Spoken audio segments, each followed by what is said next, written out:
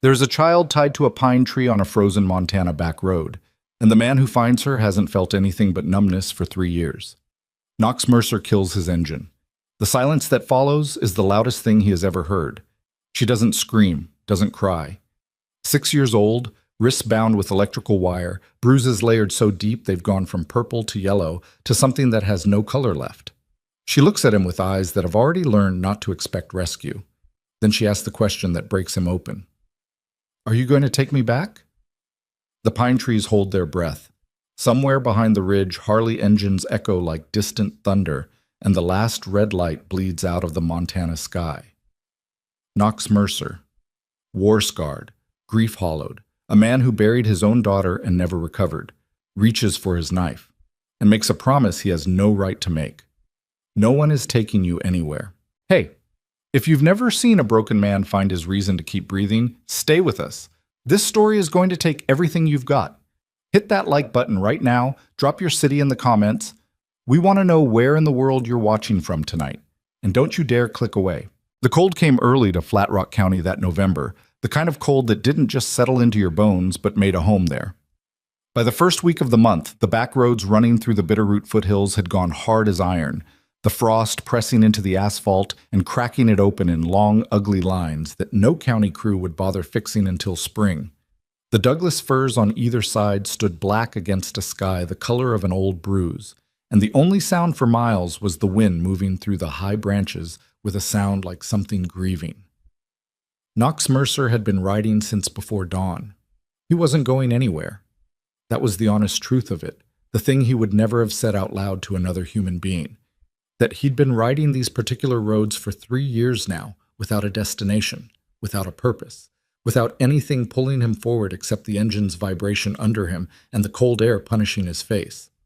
The Harley was a 2009 Road King that had belonged to his father, then to him, then to a period of 10 months when he'd sold it to pay for hospital bills that ultimately didn't matter, and then back to him again when the man who'd bought it tracked Knox down at a bar in Missoula and handed him the keys without a word, because word had gotten around about what Knox had lost. And some men in this world still understood that certain things shouldn't be sold no matter how desperate you got. He rode because stopping meant sitting still. Sitting still meant thinking. Thinking meant the particular dark corridor in his mind where a 7-year-old girl named Macy still lived in the last photograph he had of her. Gap-toothed smile, pigtails, holding up a finger painting she'd made of a motorcycle and the man riding it. And she'd painted Knox in green, which she'd said was his color because he always wore green when he was happy. He hadn't worn green since. The road curved hard left where it followed the base of a ridge, and Knox leaned into it without thinking, the way you do after enough miles, the body knowing the physics before the mind processes it. His headlight swept through the tree line and caught something that didn't belong, and his hand squeezed the brakes before his brain had fully understood what his eyes were registering. He stopped. He sat on the idling bike for 3 full seconds, staring into the trees. Then he cut the engine. The silence came down like a physical thing. No wind suddenly, no movement in the branches. Just the ticking of cooling metal and the sound of his own breath making small white clouds in the headlight beam. And 15 feet into the tree line, half hidden by the shadow of a massive pine, a shape that was too small and too still to be anything good. Knox got off the bike. He'd been a Marine for 8 years before he'd been a biker, and those 8 years had taught him that the body knows danger before the mind catches up. His body was already moving carefully, already scanning the surrounding darkness for other shapes, other movement, the way you moved through a space you weren't sure about yet. His hand touched the folding knife on his belt without deciding to. Old muscle memory, the kind that lives in the scar tissue. He got close enough to see, and then he stopped walking. She was tied to the tree with electrical wire, both wrists looped together and secured around the trunk at shoulder height, so her arms were raised and her whole body weight was half suspended. She was wearing a thin cotton dress that was wrong for this temperature by 30 degrees, and the dress was torn at the shoulder and dirty in ways that spoke of days, not hours. Her feet were bare. Her feet were bare on frozen Montana ground in November. And Knox felt something happen in his chest that he hadn't felt in 3 years.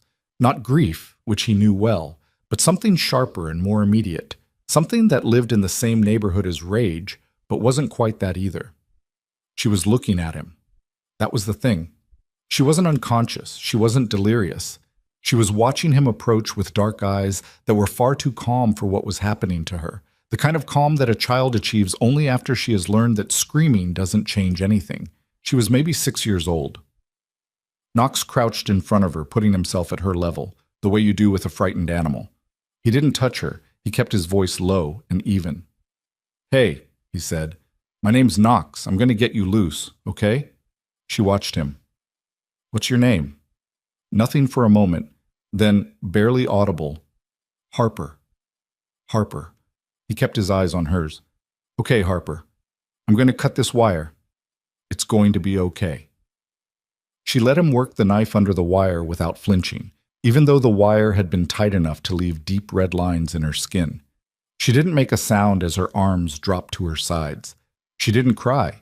She didn't throw herself at him or crumble. She just stood there, small and devastated and somehow utterly composed, and looked up at him with those two old eyes. Then she asked the question, "Are you going to take me back?" Knox Mercer looked at this child, the bruises on her arms, the filth in her hair, the bare feet on frozen ground, the way she held herself as though she expected the answer to be yes, and had already accepted it. And he felt something happen inside him that he couldn't have predicted and couldn't have stopped. Something he'd been carrying for 3 years, something that had gone cold and hard and inert, like metal left in winter, moved. "No," he said. "No one is taking you anywhere." He took off his leather jacket and wrapped it around her without asking, because she was shaking so badly now that her teeth were clicking together. She disappeared into it. The jacket was nearly long enough to be a dress on her, the sleeves hanging past her hands. She clutched the lapels together and looked up at him over the collar, and there was something in her face that Knox couldn't read yet, but would understand later.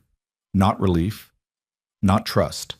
Something more provisional than those things. Something that meant, "I have heard promises before. I am listening to this one. I have not decided yet." He carried her to the bike. She didn't struggle. She didn't say anything. She held onto the front of his flannel shirt with both hands and pressed her face against his shoulder, and by the time he reached the Road King, she had stopped shaking, which was either because she was warming up or because she had exhausted herself past the point where shaking was possible. Knox wasn't sure which, and he didn't want to consider it too long. He had a first aid kit in the left saddlebag that he'd never used, a bottle of water, half a protein bar left over from 2 days ago that he ate when he remembered to eat.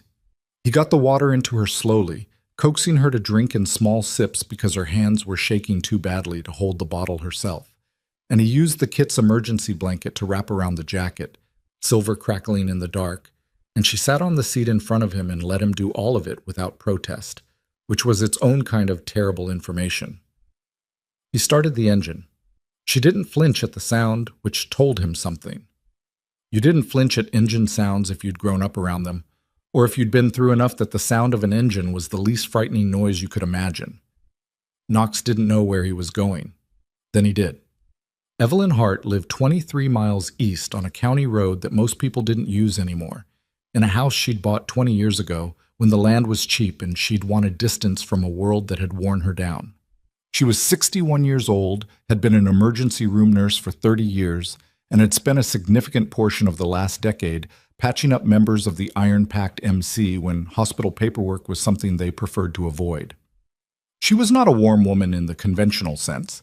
She didn't soften bad news, and she didn't offer comfort that she didn't mean, but she was completely competent and entirely trustworthy. And right now, competence and trust were the only two qualities Knox needed. He didn't call ahead. He didn't have a phone signal anyway until he came down off the ridge. He just rode, keeping the speed lower than he normally would, hyper-aware of the small body in front of him, the silver emergency blanket snapping in the wind, the occasional glance down at the top of Harper's head to confirm she was still conscious. She was looking at the road ahead, watching the headlight push through the dark. Small face, unreadable. He thought about what had happened back there in the trees, the wire, the bare feet, the dress, the bruises that spoke of weeks, not a single incident, the composure that was worse than crying would have been. He had seen a lot in 8 years in the Marines. He had seen things that had required subsequent years of processing, of sitting in VA waiting rooms flipping through magazines he didn't read, of waking up at 3 a.m. with his heart already at full sprint. He had learned through those years to categorize what he saw, to understand it clinically first and let the emotional weight arrive later, because if you let it arrive all at once, it could end you. He categorized what he'd found in the trees. The categorization was not helping tonight. Evelyn's porch light was on when he pulled into the gravel drive. It was always on. Knox had once asked her about it, and she'd said something about keeping a light for the ones who showed up unexpectedly, which he'd understood to be as close to sentiment as Evelyn got. He killed the engine and sat for a moment, and Harper, who had been very still for the last 20 miles, turned her head and looked up at him. "Where is this?" she said. "Safe place." She considered that. Looked at the house, the yellow porch light, the dark windows, the birch trees in the yard gone skeletal for winter. "How do you know?" Knox didn't answer immediately because it was a real question and it deserved a real answer, not a reassurance. "The woman who lives here," he said finally, "she's fixed a lot of people." Harper looked at the house for another moment. Then she looked at him. "Are you one of the ones she fixed?" Knox had no idea what to do with that question. He got off the bike. Evelyn opened the door before he reached the porch steps. She was wearing a flannel robe and reading glasses pushed up on her forehead, and she had a mug of something in her hand, and she looked at Knox and then at the thing Knox was carrying, Harper, held against his chest, the leather jacket enormous around her, the silver blanket trailing.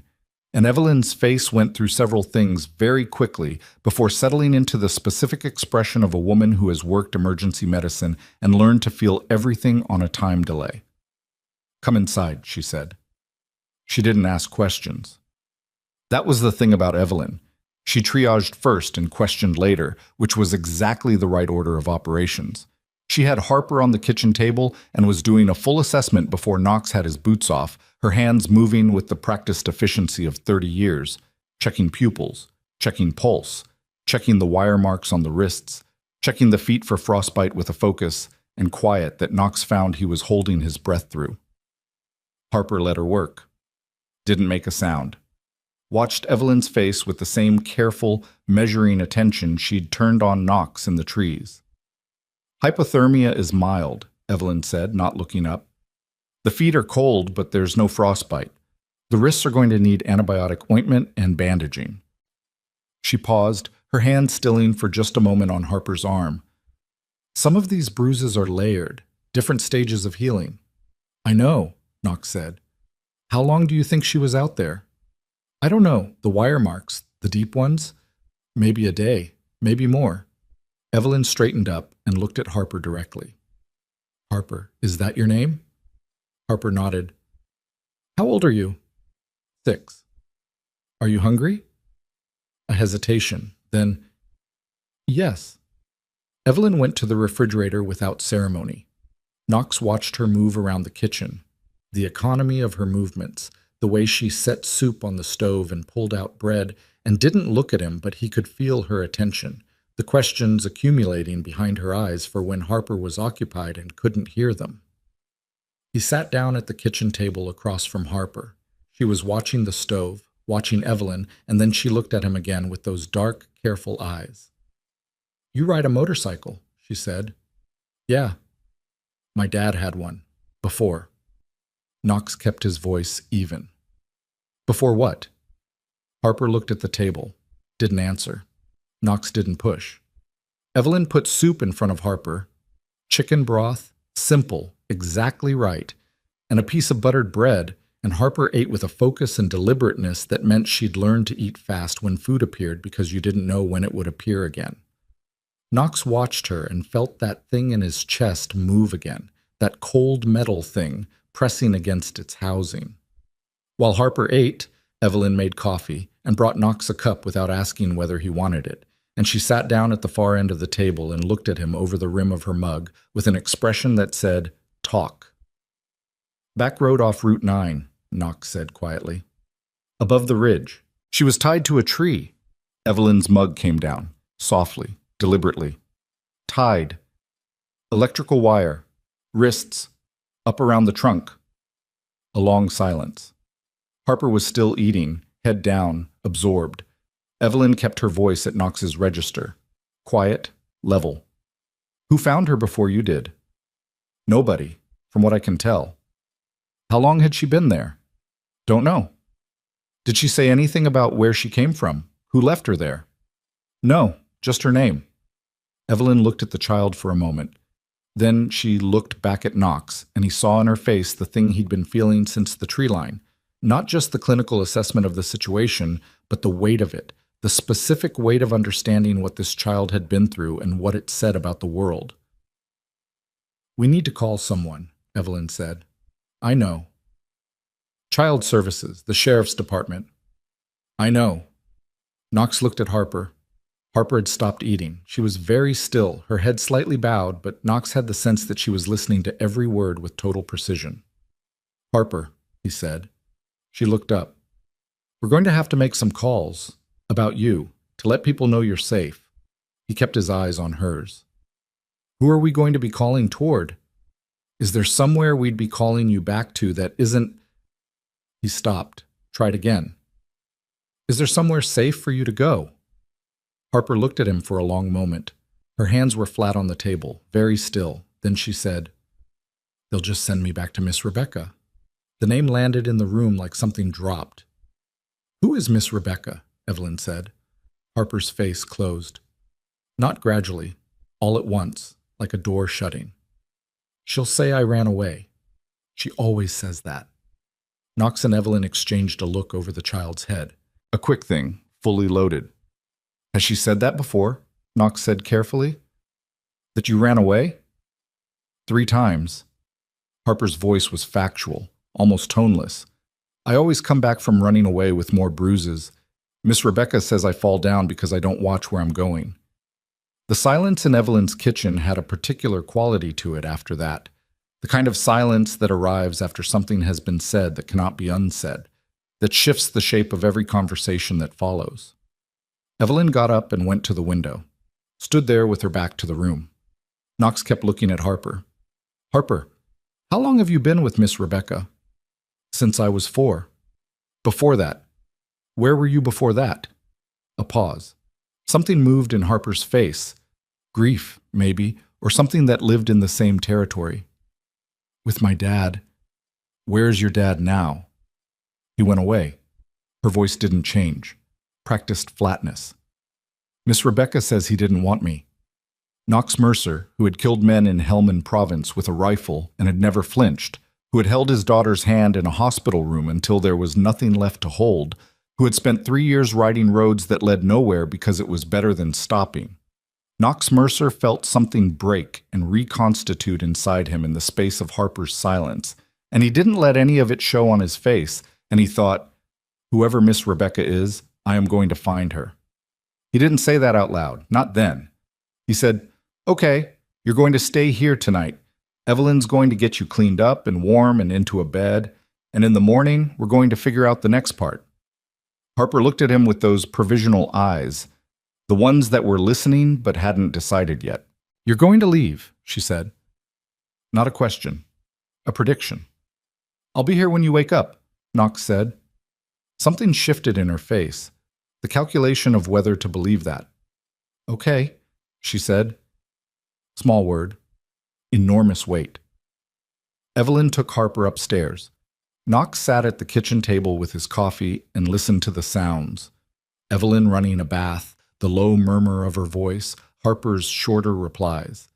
He stared at the table and turned the name over in his head. Rebecca. Miss Rebecca. She'll say I ran away. He pulled out his phone and started with the basic searches. Child welfare cases in Flat Rock County, missing children reports in the state. It took him 40 minutes and 3 different databases, mostly public record sites and news archives, before he found what he was looking for. Harper Voss, 6 years old, reported missing 4 months ago from the foster care placement of one Rebecca Hale, licensed family care provider. Case status, open. Investigation by Flat Rock County Child Protective Services ongoing. 4 months. Knox read the article 3 times. The quote from Rebecca Hale was in the 3rd paragraph, given to a local reporter, and it was so perfectly crafted, the grief, the bewilderment, the civic responsibility, that Knox's stomach tightened around it. Harper was a troubled child who struggled with attachment. I did everything I could for her.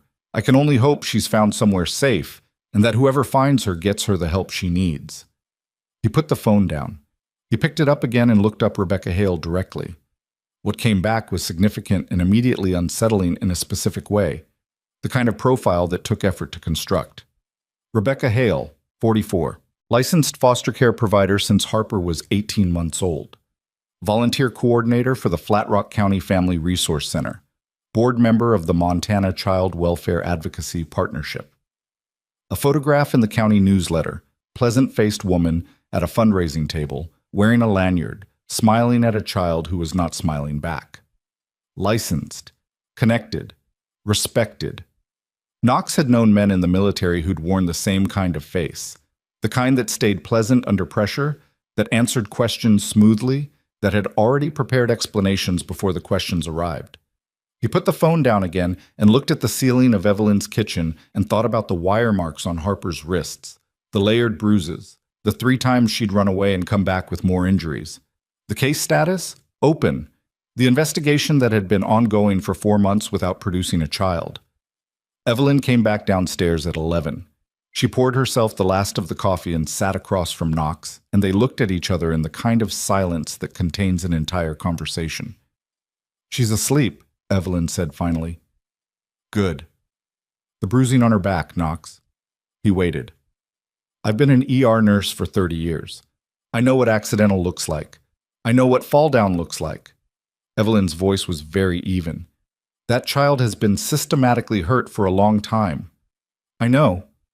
She has old scars on her right shoulder that aren't consistent with any childhood accident I've ever seen. I know. The malnutrition alone—" Evelyn stopped, pressed her lips together, looked at the table. "She is significantly underweight for her age and height. Her hair is coming out in patches. That is months of inadequate nutrition." Knox turned the phone on the table to show her the article. She read it. Her expression didn't change, but something behind her eyes went very still. "Rebecca Hale," she said, "licensed provider, on 3 different child welfare boards." Evelyn read the article again. Set the phone down. "Who do we call in the morning? If we call CPS, they will—" "Send her back to Hale's placement, or another Hale-adjacent placement," Knox said, "if Hale has the connections this implies. If we call the sheriff—" Flat Rock County Sheriff has been in office for 12 years. "This town isn't big enough for what Hale is doing to be invisible. Either he's incompetent or he's complicit." Knox paused. 4 months, Ev. That case has been open for 4 months. Nobody found her." Evelyn was quiet for a moment. "You found her?" "Because I was riding a road nobody uses after dark." A long silence. The refrigerator hummed. Somewhere outside, the wind moved through the birch trees. "What are you going to do?" Evelyn said. Knox picked up his coffee. It had gone cold. He drank it anyway. "I need to make some calls." "What kind of calls?" "Club calls." Evelyn looked at him over her mug. "Knox." "I know. The last time you brought club business to this house." "I know, Ev." She held his eyes for a moment longer. Then she nodded, the slow, deliberate nod of a woman who has long since passed the point of pretending the world works the way it should. "Guest room is made up. You said you'd be here when she woke up." He slept 4 hours. He didn't sleep so much as lie in the dark in Evelyn's guest room and turn the problem in his head from different angles, the way you work a knot, looking for the strand that loosens everything else if you pull it right. He thought about Harper saying she always says that. He thought about the photograph of Rebecca Hale in the county newsletter, standing at a fundraising table for children's welfare, wearing the smile of a woman who had never had to worry about anyone believing her. At 5 in the morning, he was back at the kitchen table with fresh coffee and his phone. The iron-packed MC had its main chapter in Brentford, 40 miles north, in a compound off the highway that looked from the road like a salvage yard, and from the inside like exactly what it was. A gathering place for a specific kind of man. Knox had ridden with the pact for 11 years before Macy got sick, and during the worst of what followed, he'd stepped back from active membership without formally leaving, and the club had let him do it the way good clubs let their members do hard things, with silence and the occasional check-in and the understanding that the door was open if he chose it. He still had his patch. He hadn't worn it since the funeral. He called Decker at 5:15. Decker was the sergeant-at-arms for the Brentford chapter, a man with a jaw like a truck bumper and a master's degree in criminal justice that he didn't advertise. And he answered on the second ring because Decker was the kind of man who slept light and kept his phone on the nightstand even at 53. "You're calling early," Decker said. "Not an accusation, an acknowledgement. I found something last night." A pause. The sound of Decker sitting up. "Something?" "Somebody. She's 6 years old. I found her tied to a tree in the Bitterroot foothills." The silence on Decker's end was a specific kind. Knox had known Decker for 15 years and could read his silences. This one was, "I am processing something that requires more information before I respond." "Who tied her?" "That's what I'm working on. Her name is Harper Voss. She was in foster care with a woman named Rebecca Hale. Hale has county and state welfare board connections. The girl has been missing for 4 months. The investigation hasn't produced her." "Until last night." "Until last night." Another silence. "Where is she now?" "Evelyn's." "Okay." Decker's voice had taken on a quality Knox recognized. The measured readiness of a man who has long since accepted that the world requires certain responses from certain people, and that he is one of those people. "What do you need?" "Information on Hale first. The real information, not what's in the county newsletter." "Give me 24 hours. "Decker." Knox paused. "If this is what I think it is, then we'll deal with what it is," Decker said. "Not what we think it might be." Knox appreciated that. He put the phone down. Harper came downstairs at 6:30. She was wearing clothes Evelyn had found, too large, an old sweatshirt and pajama pants rolled up at the ankles, and her hair was clean for the first time, presumably, in a long while, dark and slightly wavy where it had dried against the pillow. She stood in the kitchen doorway and looked at Knox at the table, and something in her face shifted very slightly. He was there. He had said he would be there. "You want breakfast?" Knox said. She came to the table and sat in the same chair as the night before. "You don't have to." "I know." He got up. "Eggs okay?" She watched him at the stove. He was not a good cook. He knew he wasn't. But eggs were something he could manage, and he focused on getting them right, and didn't look at her because he had the sense that she needed to be looked at less right now and observed more. "You were really going to leave last night," she said. He glanced back. She was watching the eggs. "I didn't. But you were thinking about it." He turned back to the stove. "What makes you say that?" "You had your jacket on when I came down to get water. At like 2 in the morning. You were sitting at the table with your jacket on and your keys." A pause. "You decided to stay." Knox put the eggs on a plate and brought them to the table. He sat down across from her. She ate without prompting, methodical, efficient, eyes on the plate. "Did anyone ever—" he started and stopped. She looked up. "Never mind. You were going to ask something about my dad." Knox considered her. The steadiness of her. The way she read people, processed information, predicted intentions. A child who'd learned to watch adults the way animals watch predators, reading microexpressions, posture, the angle of a jacket, the presence of keys. "How do you do that?" he said. "Do what?" "Know what I'm thinking." Harper looked at him for a moment. Then she said, with a simplicity that hit him harder than almost anything she'd said so far, "You have to know. When you don't know, that's when things go bad." Knox sat with that. "Your dad teach you that?" he said quietly. Something moved across her face. "He was a biker, like you." She looked at Knox's hands, the calluses, the ink on his forearm, the way he sat. He knew stuff. About people. Her voice was careful, picking through the words. "He went away when I was 4. Miss Rebecca says he gave me up, but—" She stopped. Knox waited. He had this. She reached into the kangaroo pocket of the sweatshirt and drew out something small, a folded piece of paper, worn at the creases, soft with handling. She set it on the table between them. Knox looked at it without touching it. "Can I?" She nodded. He unfolded it carefully.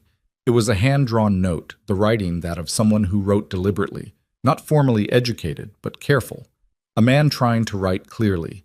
The paper was old enough that the ink had gone slightly gray.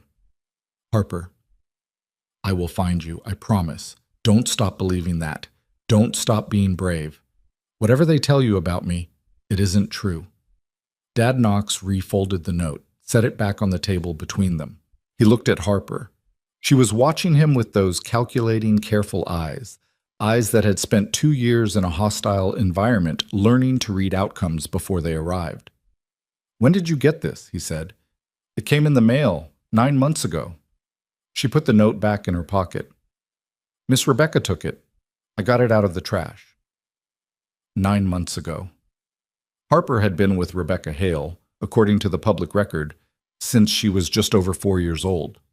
Someone had known where she was and had written to her, and that note had been intercepted and discarded. Knox thought about a man who'd written to his daughter and heard nothing back. He thought about a child who'd been told her father gave her up.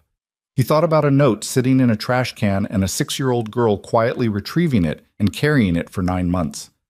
Harper, he said, do you know your dad's name? Daniel Voss, she said, like she'd been waiting for someone to ask. The name landed. Knox turned it over, pulled out his phone. He found Daniel Voss in 4 minutes. Not because Voss was easy to find, he wasn't, but because Knox had gotten very good at finding things in the dark years since Macy, the way grief does to certain kinds of men, sharpening the obsessive tendencies into something functional. Daniel Voss, 38, former member of a small motorcycle club in Cascade County. Involuntary manslaughter charge from 6 years ago. Sentence, 7 years. Released 18 months ago. Knox did the math. The child was 4 when Voss went away. Voss had been released 18 months ago, and someone had had Harper placed with Rebecca Hale, a placement that predated his release by 2 years, arranged while he was still incarcerated. 9 months ago, someone had written a note. He put the phone down and looked at Harper, who was watching him with the focused patience of a child who has learned that adults processing information sometimes produce useful outcomes if you don't interrupt them. Your dad is out, Knox said. Harper went very still. He got out of prison about 18 months ago. Knox kept his voice level, clinical, because this needed to be information first and emotion second. He wrote you 9 months ago, which means he found you and he tried. Harper was not breathing, or she was breathing very shallowly. I don't know what happened after that, Knox said. I don't know where he is now or why he stopped, but the note is real. The note is him. Harper's face did something complicated. Several years' worth of things moving across it in fast sequence. The story she'd been told, the story the note told, the years of carrying the note in her pocket anyway, knowing it on some level even when the voice in her head told her not to trust it. Her hands were flat on the table. She was pressing them down deliberately, Knox realized. Pressing herself into the present moment the way people do when the emotional weight becomes physically destabilizing. Then she looked up, and her face was very steady, and she said, Is he okay? Knox looked at his phone, at the search results, at the most recent result dated 8 months ago. His stomach dropped. The headline was 4 words, Local Man Found Unconscious. The article was 3 paragraphs in a Cascade County online paper. Daniel Voss, 38, found in a parking lot outside a bar in Mill Haven. Blunt force trauma. Hospitalized. No suspects identified. 8 months ago. 1 month after he'd sent the note. Knox put the phone down. He looked at Harper's face, at the steady, careful hope in it, the fragile thing she was offering him, and he thought about the timing. The note sent 9 months ago. Voss attacked 8 months ago. The attack 1 month after contact. It wasn't coincidence. He thought about Rebecca Hale, the board memberships, the connections, the 4 months of open investigation that hadn't found a child who'd been tied to a tree 23 miles from her placement. He thought about the word network, and about all the things that word implied. Harper, he said, I'm going to find out what happened to your dad, okay? That's a promise. She looked at him. The provisional eyes again. The measuring, the weighing, then very slowly she nodded. Outside, the winter morning pressed against Evelyn's windows, hard and white and cold. Knox's coffee had gone cold again. His phone sat on the table between them like a piece of evidence. 2 hours later, Evelyn's landline rang. It was Decker. "Rebecca Hale," Decker said, and his voice had something in it Knox hadn't heard in a long time. A specific register that meant Decker had looked at something and understood its full dimensions. "How much do you know?" "Whatever the public record has." "Okay." "The public record is a very small corner of a much larger picture." A pause. Knox could hear Decker breathing, organizing what he was about to say. "I've got a guy in Helena, state level. He's been watching a network of licensed care providers across 5 counties for 2 years. Off the books. Because every time he brings it to the formal channels, the evidence goes nowhere, and the sources start having problems."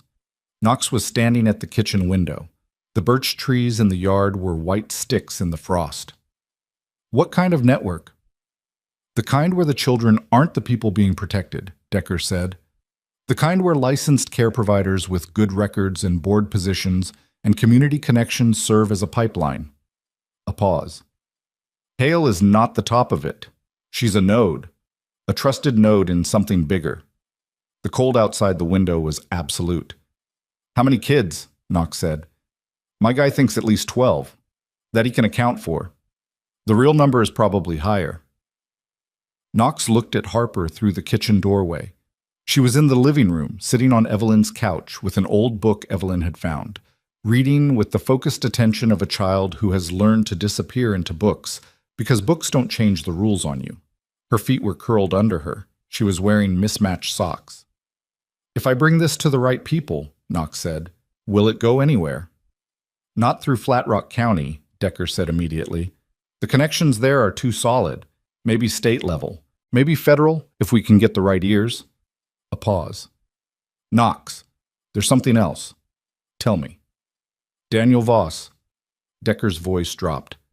"Your guy. Harper's father. He's not in a Cascade County hospital anymore. He was discharged 7 months ago. Nobody knows where he went." "He's looking for her," Knox said. "Maybe. Or he was found again, and this time they were more thorough." The birch trees outside. The white morning. Harper turning a page in Evelyn's living room, 9 months of a folded note in her sweatshirt pocket. Knox had promised her he'd find out what happened to her father. He'd promised Harper no one was taking her anywhere. He'd promised both of these things without having the resources or the standing or the plan to back them up. And he was standing in a retired nurse's kitchen 40 miles from the nearest iron-packed chapter, with a 6-year-old girl who believed him and a network of connected, protected people who had spent years making problems disappear. He thought about walking away. He had the thought clearly and completely, the way you need to have a thought before you can reject it properly. Walking away meant calling the county, filing the report, watching CPS return Harper to a system that had already failed her 3 times, probably 4, probably more. Walking away meant the network continued. Walking away meant Daniel Voss stayed missing. Walking away meant Knox got back on his bike and rode the roads that went nowhere and kept going nowhere. And the cold metal thing in his chest settled back into its housing and went quiet again. And Macy's gap-toothed smile in the last photograph became the only thing he was responsible for carrying. He could do that. He had done that for 3 years. "I'm not walking away," he said. "I know," Decker said. "I wouldn't have called you back if I thought you were." A pause. "Knox, if you go after this, if you start pulling threads on Hale and whatever is behind her, you are not going to be able to stop at one thread. You understand that?" "Yeah." "The club..." Decker stopped, started again. "The club is going to have opinions. I know. Some of those opinions are going to be the wrong ones." Knox said nothing. He watched Harper turn another page. "I'll come to you tonight," Decker said. "Bring Reyes. We'll look at what we have." "All right." The call ended. Knox stood at the window a moment longer. Then he went into the living room and sat in the armchair across from Harper and said nothing, and she looked up from her book and looked at him. "You made more calls," she said. "Yeah." "Was it about Miss Rebecca?" "Yes." She held his gaze. 6 years old, eyes like someone who'd already crossed a river that most adults spent their whole lives standing on the bank of. "Are you scared?" she asked. Knox thought about that. About the network Decker had described. About the names that would appear when he started pulling threads. Officials, board members, licensed professionals, all the people whose respectability was the weapon. "No," he said. It wasn't entirely true, but it was true enough. Harper looked at him for another moment, then she looked back at her book. "Okay," she said, same small word, same enormous weight. Outside, far away, somewhere beyond the ridge where the Bitterroot foothills ran north, something changed in the wind. A low rumble that could have been weather and wasn't. Could have been distance and wasn't. A sound that Knox's body recognized before his brain did. The particular harmonic of multiple Harley engines moving in formation, coming down from the high roads. He didn't know yet what that meant, whether it was Decker coming early or something else. Whether the club was riding toward him or the club had heard something he hadn't and was moving for reasons he didn't yet know. Harper heard it too.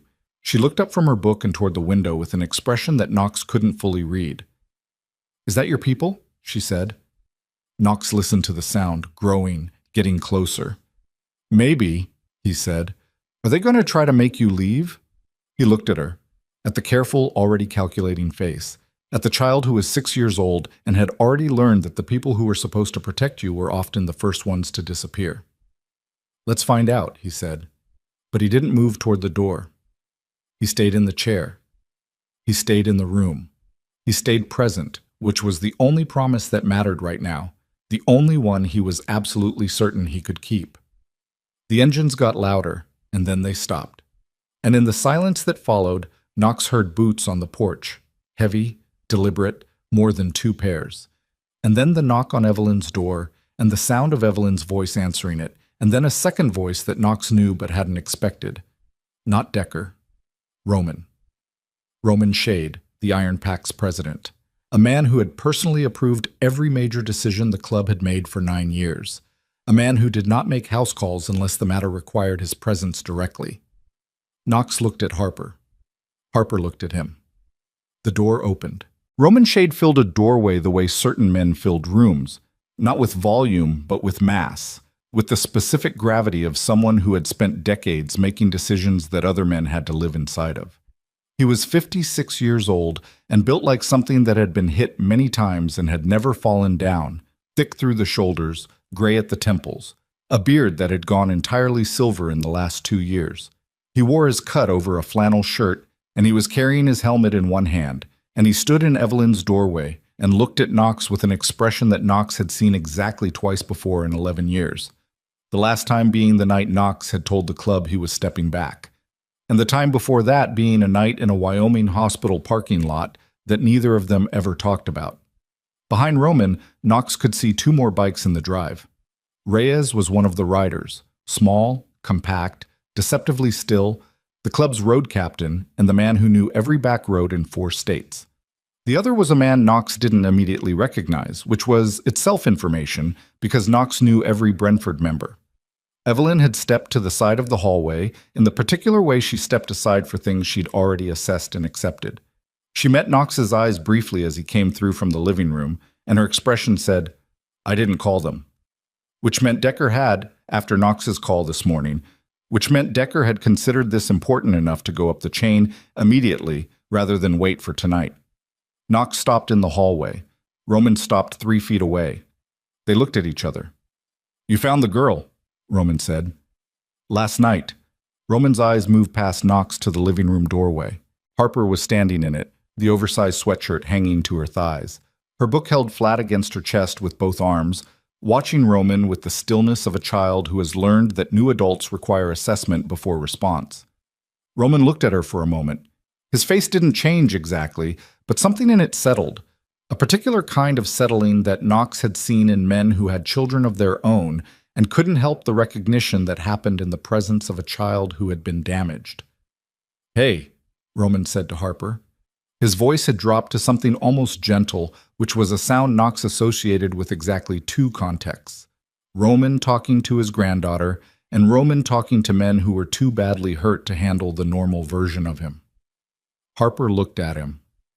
Hi, I'm Roman. I'm Harper. I know. Roman looked back at Knox. Can we talk? Evelyn materialized at the living room doorway. Harper, come help me with something in the kitchen. It wasn't phrased as a question, and Harper, who understood the architecture of that kind of sentence, went without protest, though she looked at Knox once over her shoulder before she disappeared around the corner. Knox led Roman into Evelyn's front room, a small space with 2 armchairs and a couch and a wood stove that was doing honest work against the November cold. Reyes came in behind Roman and took up a position near the wall, arms crossed, not sitting, the posture of a man who expected to need to move quickly. The third man, the one Knox didn't know, stayed on the porch. Who's the third? Knox said. His name is Carver. He's from the Helena chapter. I didn't know Helena sent a man. Helena sent a man this morning, Roman said. Sit down, Knox. I'm fine standing. Roman looked at him for a moment. Then he sat himself in one of the armchairs, set his helmet on the floor, and leaned forward with his elbows on his knees, and Knox had the distinct impression of a man choosing to approach something carefully that he would prefer to approach directly. Decker called me at 6:40 this morning, Roman said. Told me what you found. Told me what you were already doing. A pause. You called Decker before you called CPS? Yes. Before you called the sheriff? Yes. You brought her here instead of to a hospital or a crisis center. She needed a nurse, not a waiting room. Knox, I'm not going to apologize for the order of operations. Roman's jaw moved. Not quite a clench. Something more controlled than that. I'm not asking you to. I'm telling you the sequence of what happened so that we understand what the sequence means. He looked at the wood stove for a moment. A 6-year-old missing child who has been in an open investigation for 4 months. And you have her here, in a private residence, without notifying any official authority. The official authorities are the problem. That may be true. Roman's voice was steady, deliberate. And it may be a thing we can address. But right now, on paper, what this looks like, I know what it looks like on paper. Then you know that if anyone, the sheriff, CPS, anyone with Hale's connections, if anyone finds out where this child is before we have documentation, before we have our version of events established, then you are not a man who found a missing child. Roman's eyes were on Knox's.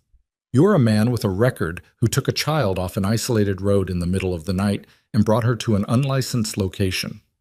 The wood stove ticked. The cold outside pressed against the windows. Knox had known this. He had known it since the driveway, since the moment he'd pulled in here instead of riding toward a hospital. He'd known it and done it anyway because Harper had asked him if he was going to take her back, and the alternatives had felt like variations on the same betrayal. So tell me what to do, Knox said. Tell me first what Decker told you about Hale. Knox laid it out. The network description from Decker's Helena contact, the board positions, the 4-month investigation, Daniel Voss, the note, the timing, the parking lot attack, the subsequent disappearance. Roman listened with the focused, unreadable attention of a man who had spent decades receiving bad information and learning to process it without letting the weight of it show until he decided what to do with it. Reyes, against the wall, hadn't moved, hadn't spoken. But Knox knew Reyes well enough to read the tension in his stillness, the particular quality of a man who is listening to something that is confirming what he'd already suspected. When Knox finished, Roman was quiet for a long moment. Then he said, Carver. The porch door opened and the third man came in. He was younger than Knox had expected. Early 30s, lean, dark-eyed, with the watchful economy of movement that Knox associated with men who had been in situations where moving wrong meant not moving again. His cut was the Helena chapter's, the Iron Pact's second largest, and on his forearm, just below the cut sleeve, was a tattoo that Knox clocked immediately. A particular design that certain veteran bikers used to mark a specific kind of service, the kind that didn't make the official record. Carver, Roman said, tell him what you told me. Carver sat on the edge of the couch. He didn't lean back. He clasped his hands between his knees and looked at Knox with the careful eyes of a man delivering a briefing.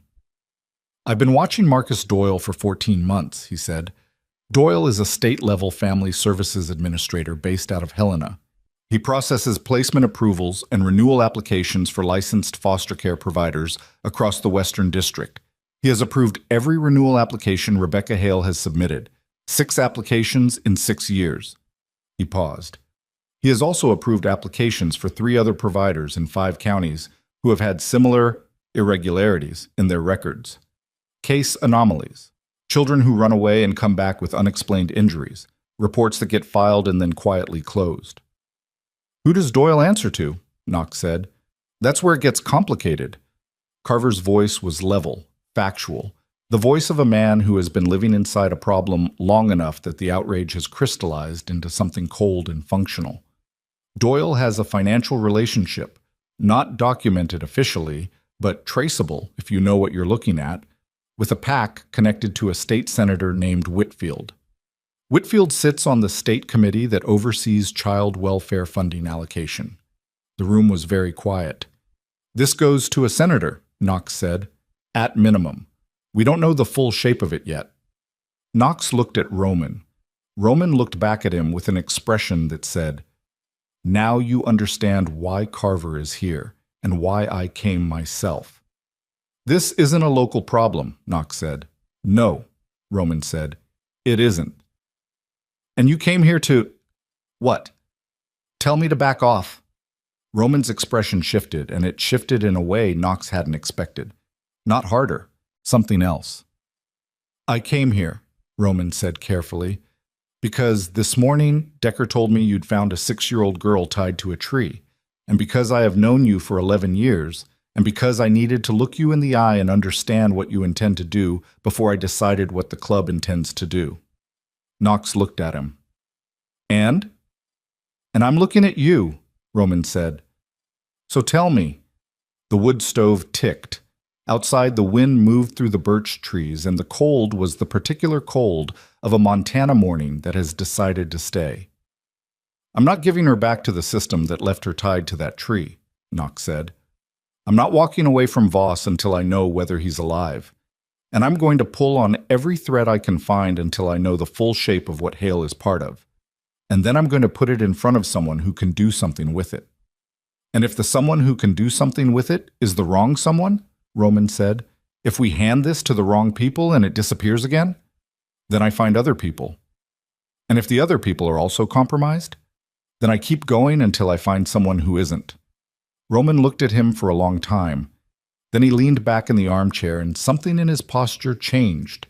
A fraction of the tension going out of it, some decision arriving at its conclusion. Reyes, he said, without looking away from Knox. Yeah, Reyes said. Go check the perimeter. Make sure nobody followed us in. Reyes left the room without a word. Roman looked at Carver. Carver got up, unfolded himself from the couch, and went back to the porch, pulling the door shut behind him.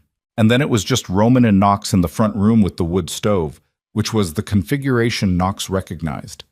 The configuration that meant what was said next was between them, not the club. The membership meeting is Thursday, Roman said quietly.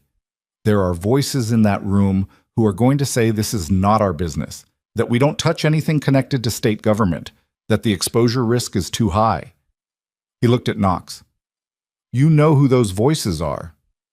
Phelps, Knox said. Weston, maybe Gruber.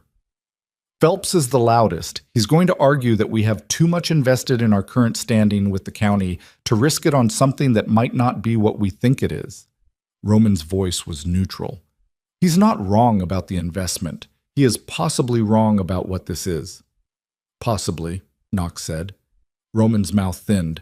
I need to know if you're going to wait for Thursday's vote. Knox looked at the floor.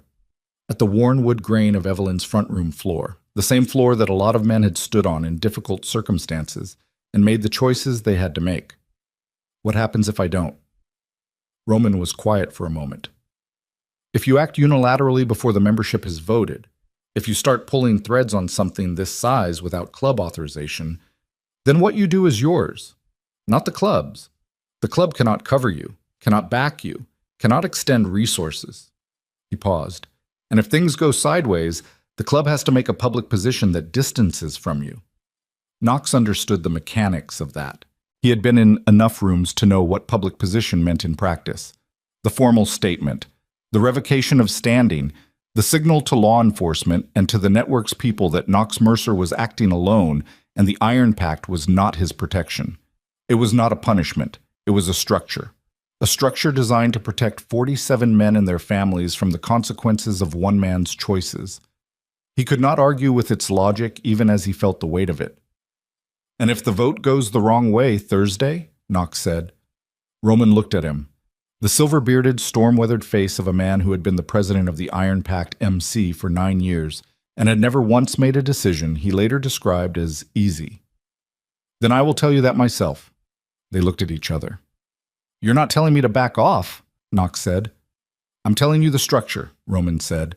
"What you do inside it is your choice." He stood up, picked up his helmet. "I'm going to go talk to the girl."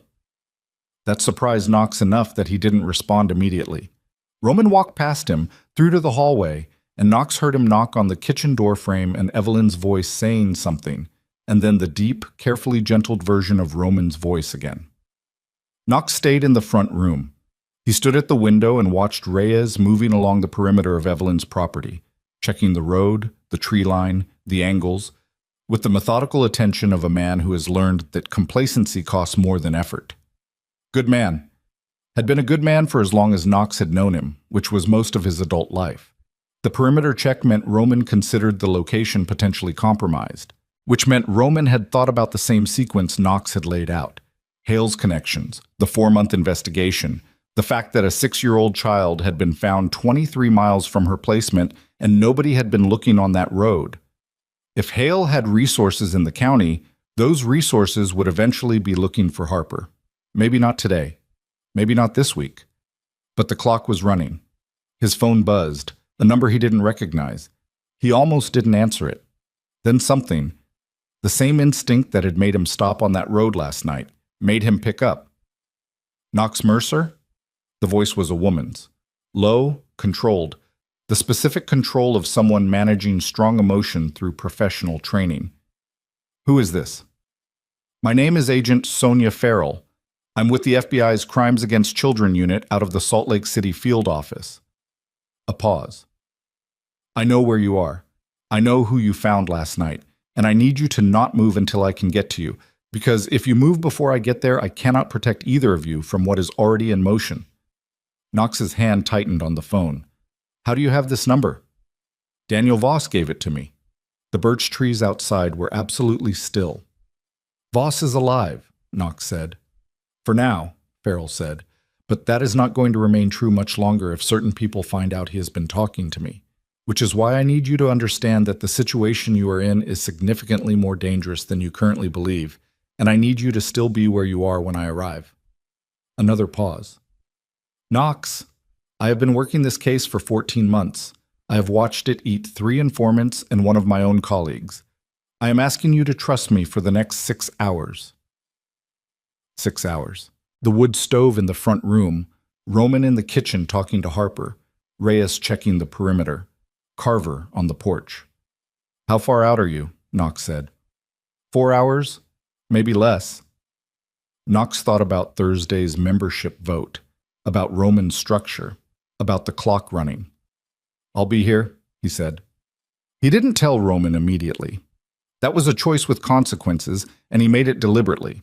Buying the 6 hours, keeping the information contained until he could assess Farrell's arrival and what she brought with her.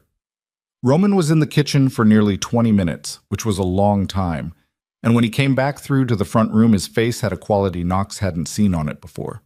Not quite grief, and not quite the particular hardness Roman deployed when something had made him angry. Something older. "She told you something," Knox said. "She showed me something." Roman opened his hand, a photograph printed on cheap paper, clearly from a phone. A little girl in a school portrait backdrop, gap-toothed smile, braids, 4 years old maybe. Before. Knox looked at it. "Where did she get that?" "She has been carrying it," Roman said, "in her sock. She says it is from when she was happy, so she keeps it somewhere nobody looks." He closed his hand around the photograph and gave it back to himself. And Knox watched Roman Shade, president of the Iron Pact MC for 9 years, A man who had sat with more hard things than most people could name. Fold the photograph carefully along its existing crease and slide it into his cut pocket. Roman, Knox said. The vote is Thursday, Roman said. His voice had changed. Not softer, different. The way iron changes when it has been through sufficient heat. Not weaker, but realigned. I will run it correctly. I will hear all the voices. He looked at Knox. But I'm telling you now, before any of that, what I know about this child, after 20 minutes in that kitchen, this is not something I can walk away from. Knox said nothing. Roman put his helmet on. Reyes will stay, Carver will stay. He moved toward the hallway. Keep your phone on. He left. Knox heard the porch door, then the crunch of gravel, then the Road King firing up, deeper than Knox's, a newer engine, louder on ignition before it settled into its rhythm. A minute later, the sound was gone down the county road. The house was quiet. Harper appeared in the kitchen doorway. She looked at the front room where Knox stood, then at the closed porch door. He left, she said. Yeah. He asked me a lot of questions. About what? Harper leaned against the door frame. About Miss Rebecca, and about before. When I was with my dad. She was watching Knox with the measuring look. He wrote things down. Knox looked at her. He wrote things down. In a little notebook. He had it in his pocket. She tilted her head. He cried. A little. He turned away so I wouldn't see it, but I saw it. Knox didn't know what to say to that. He didn't say anything. Is he coming back? Harper said. I don't know. But the other two are staying. Yes. She looked at him for another moment, then she pushed off the door frame. Evelyn is teaching me to make biscuits, she said. She says I have good hands for it. And she went back to the kitchen, just like that, the matter-of-fact adaptability of a child who has learned to locate the safe activity in any environment and anchor herself to it. Knox stood in the front room and felt the weight of the next 6 hours pressing down on him. Reyes came back inside, stomped frost off his boots, and gave Knox a look that contained its full assessment without requiring words. Road's clean, he said.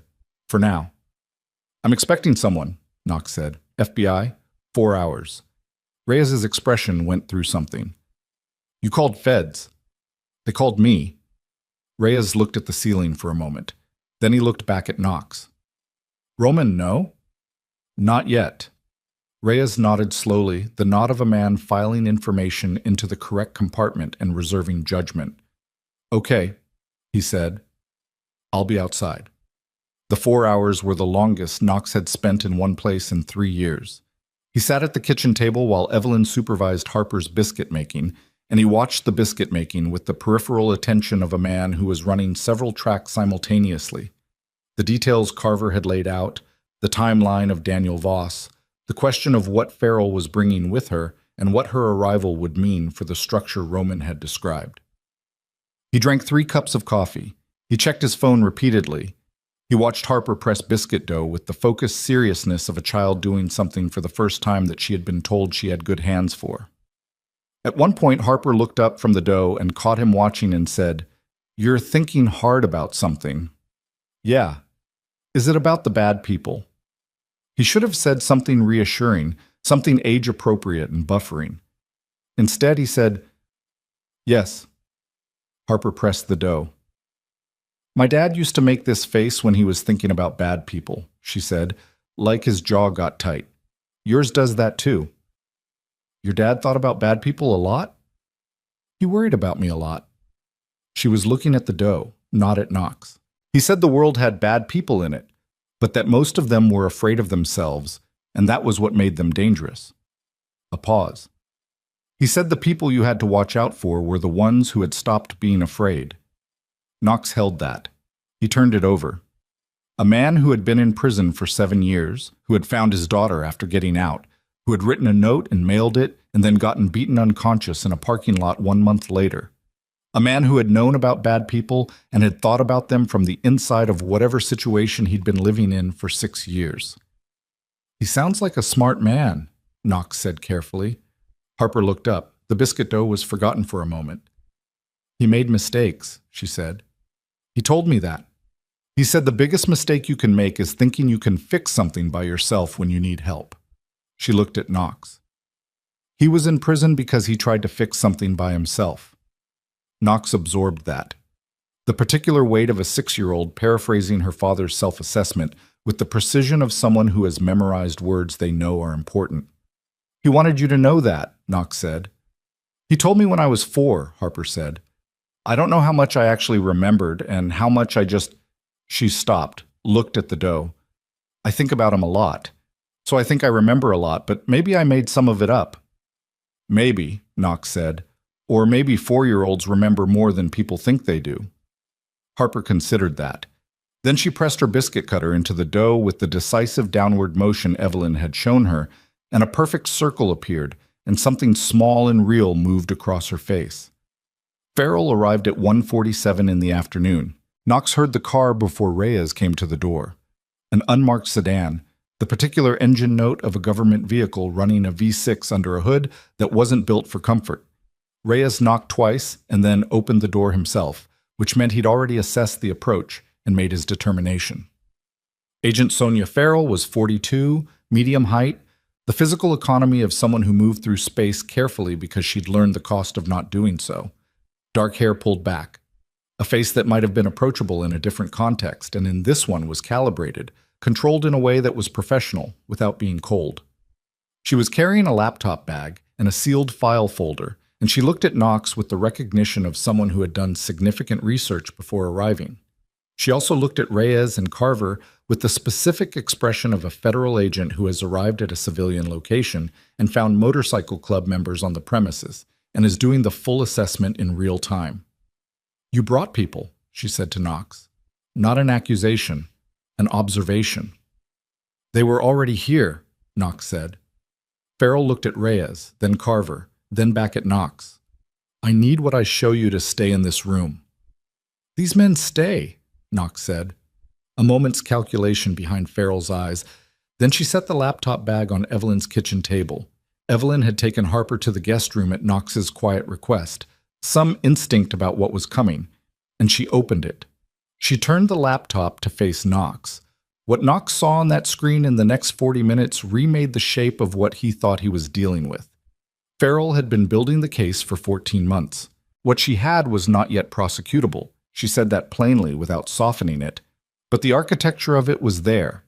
The connective tissue between names and positions, and financial flows and case anomalies. Rebecca Hale was, as Carver had described, a node. But the network was larger than Carver's Helena contact knew. It crossed 3 states. It used the legitimacy of licensed care providers, board memberships, and committee positions as a structural firewall. The children moved through the system in ways that looked, from any individual vantage point, like normal case processing. The pattern only became visible from above, at a distance, when you had enough data points to see the shape. 12 confirmed cases of systematic abuse, Farrell said. 14 probable. Possibly as many as 20 cases that we can't fully document because the records are incomplete or have been altered. She paused. We believe the network has been operational in its current form for approximately 8 years. 8 years? Knox said. Yes. And you have been building this for 14 months? Yes. What happened to the 14 months before you started? Farrell's jaw was very still. The previous case agent, she said carefully, made a referral to the state level that was routed through Marcus Doyle's office. And disappeared, Knox said. The case was closed for insufficient evidence. The previous case agent requested a review of that determination. 6 weeks later, she was reassigned to a property crimes unit in Nevada. Farrell looked at the screen. She called me on the day of her reassignment, gave me everything she had. She said to call her when it was done. A pause. I call her every few months to let her know it isn't done yet. The kitchen was very quiet.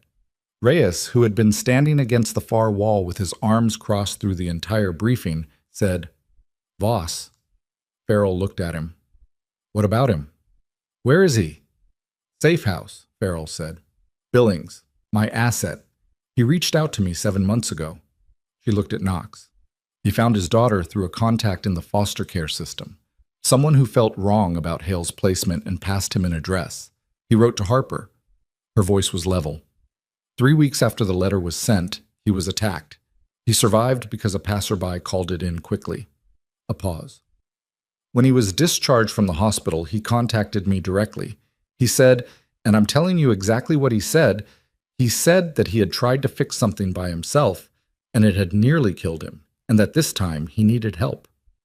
Knox looked at the table, at the grain of the wood, at the coffee cup ring from this morning, still there. A man who had told his 4-year-old daughter that the biggest mistake you can make is trying to fix something by yourself, and then had done exactly that and survived it long enough to learn better. He knows where Harper is? Knox said. He knows she was found. He doesn't know the details. Farrell's voice shifted, the controlled thing cracking just slightly, the way controlled things do under sufficient pressure. He asked me. The first thing he asked when I told him she'd been found. He asked if she was okay, if she was scared. Farrell paused. I told him I didn't know yet. Knox looked up at her. I needed to get here first, Farrell said. A long silence. The refrigerator. The distant sound of Harper's voice in the back of the house. Something rising and falling in the question and answer pattern that meant Evelyn was telling her something she was interested in. What do you need from me? Knox said. I need Harper's testimony, formally documented as a material witness. I need it done correctly, through proper channels, with proper protections, or it is inadmissible and we lose the case before it starts. She paused. I also need you to understand that if you act outside of proper channels, if you go after Hale directly, if you make any move that looks like vigilante action, you give the network's legal team exactly what they need to muddy the water and move the story away from the children and onto you. Knox understood that. He had been understanding it since the moment Roman laid out the structure this morning. I'm not going to do something stupid, Knox said. I'm not suggesting you would. Farrell looked at him with the careful eyes. I'm telling you that the other side is hoping you will. They know Harper has been found. Not the location, not yet, but they know she's been found because Flat Rock County Sheriff's Department logged a call this morning from Rebecca Hale's attorney. She paused. Hale's attorney filed a formal notification of parental rights with CPS at 8:30 this morning. The room shifted. Parental rights? Knox said. Hale is Harper's legal guardian. Under Montana State Code, until that designation is legally challenged and overturned, she has standing to request the child's return. Farrell's voice was very precise. The filing is procedural at this point. It doesn't compel anything immediately. But it starts a clock. We have a window, and the window is narrowing. Reyes was no longer leaning against the wall. He had straightened up without making a production of it, and his eyes had the particular quality of a man who has spent enough time in difficult situations to know when the geometry of a situation has changed. How narrow is the window? Knox said. If we move correctly, if I can get Harper's testimony documented through my office before Hale's attorney can compel a hearing, we can get an emergency protection order that supersedes the guardianship filing while the investigation proceeds. Farrell closed the laptop. I need 2 days. Possibly 3. I need this location to remain secure, and I need you, she looked at Knox directly, to stay in your lane and let me do the legal architecture. She left 2 hours later, after spending 45 minutes with Harper, in the guest room with a notebook and a digital recorder and Evelyn present, because Evelyn was the thing closest to a credentialed adult guardian that anyone in the house could offer. Knox sat at the kitchen table with Reyes and Carver and listened to the low murmur of voices from down the hall and thought about windows and clocks and the specific mathematics of a situation in which you could not move too fast and could not afford to move too slow. Carver's phone went at 4:30. He looked at the screen, stood up, and went to the back door and stepped outside. And Knox watched through the kitchen window as Carver stood on Evelyn's back step with his phone to his ear, his breath making white clouds in the afternoon cold, his free hand in his jacket pocket, his body language the language of someone receiving information that is changing the shape of something. He came back inside. He set his phone on the table and looked at Knox and Reyes with an expression that was entirely controlled, and that was, for that reason, alarming. That was my Helena contact, Carver said, the one who's been watching Doyle. Knox waited. Doyle had a meeting this morning, not scheduled. A man came to his office at 7 a.m. and stayed for 40 minutes.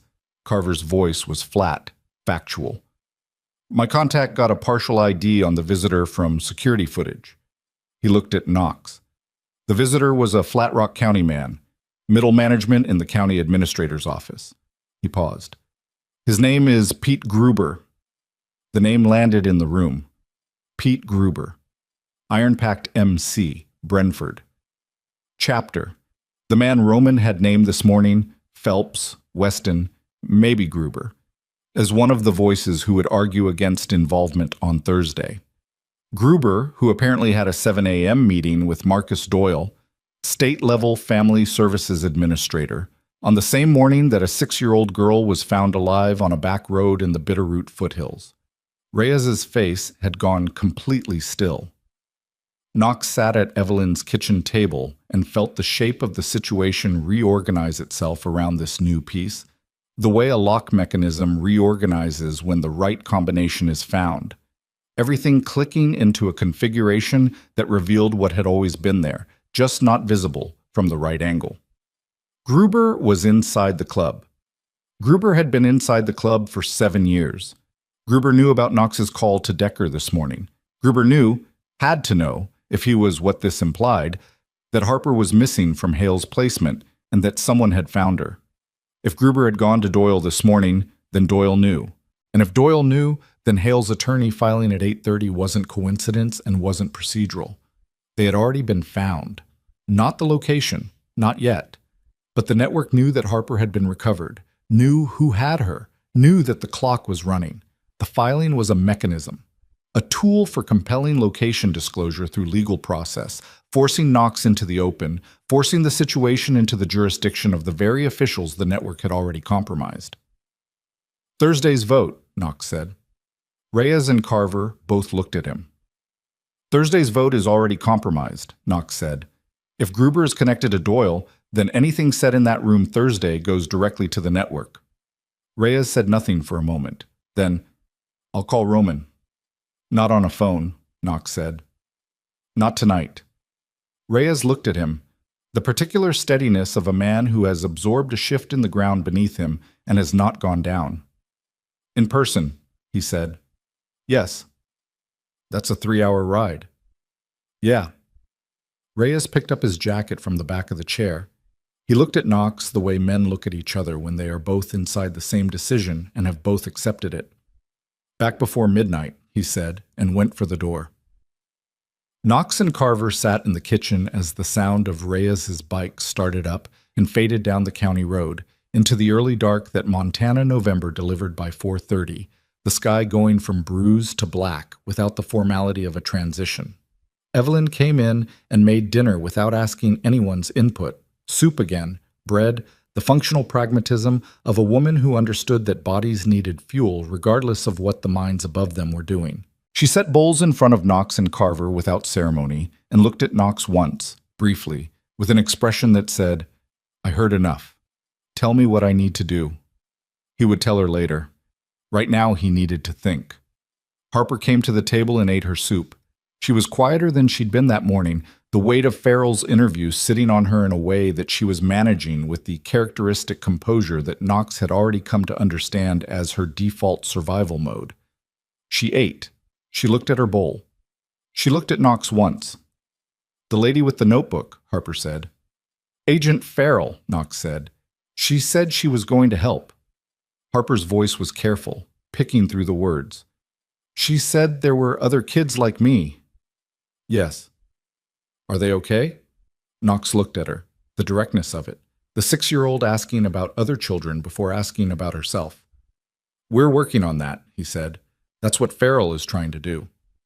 Harper was quiet for a moment, then, she said she'd talked to my dad.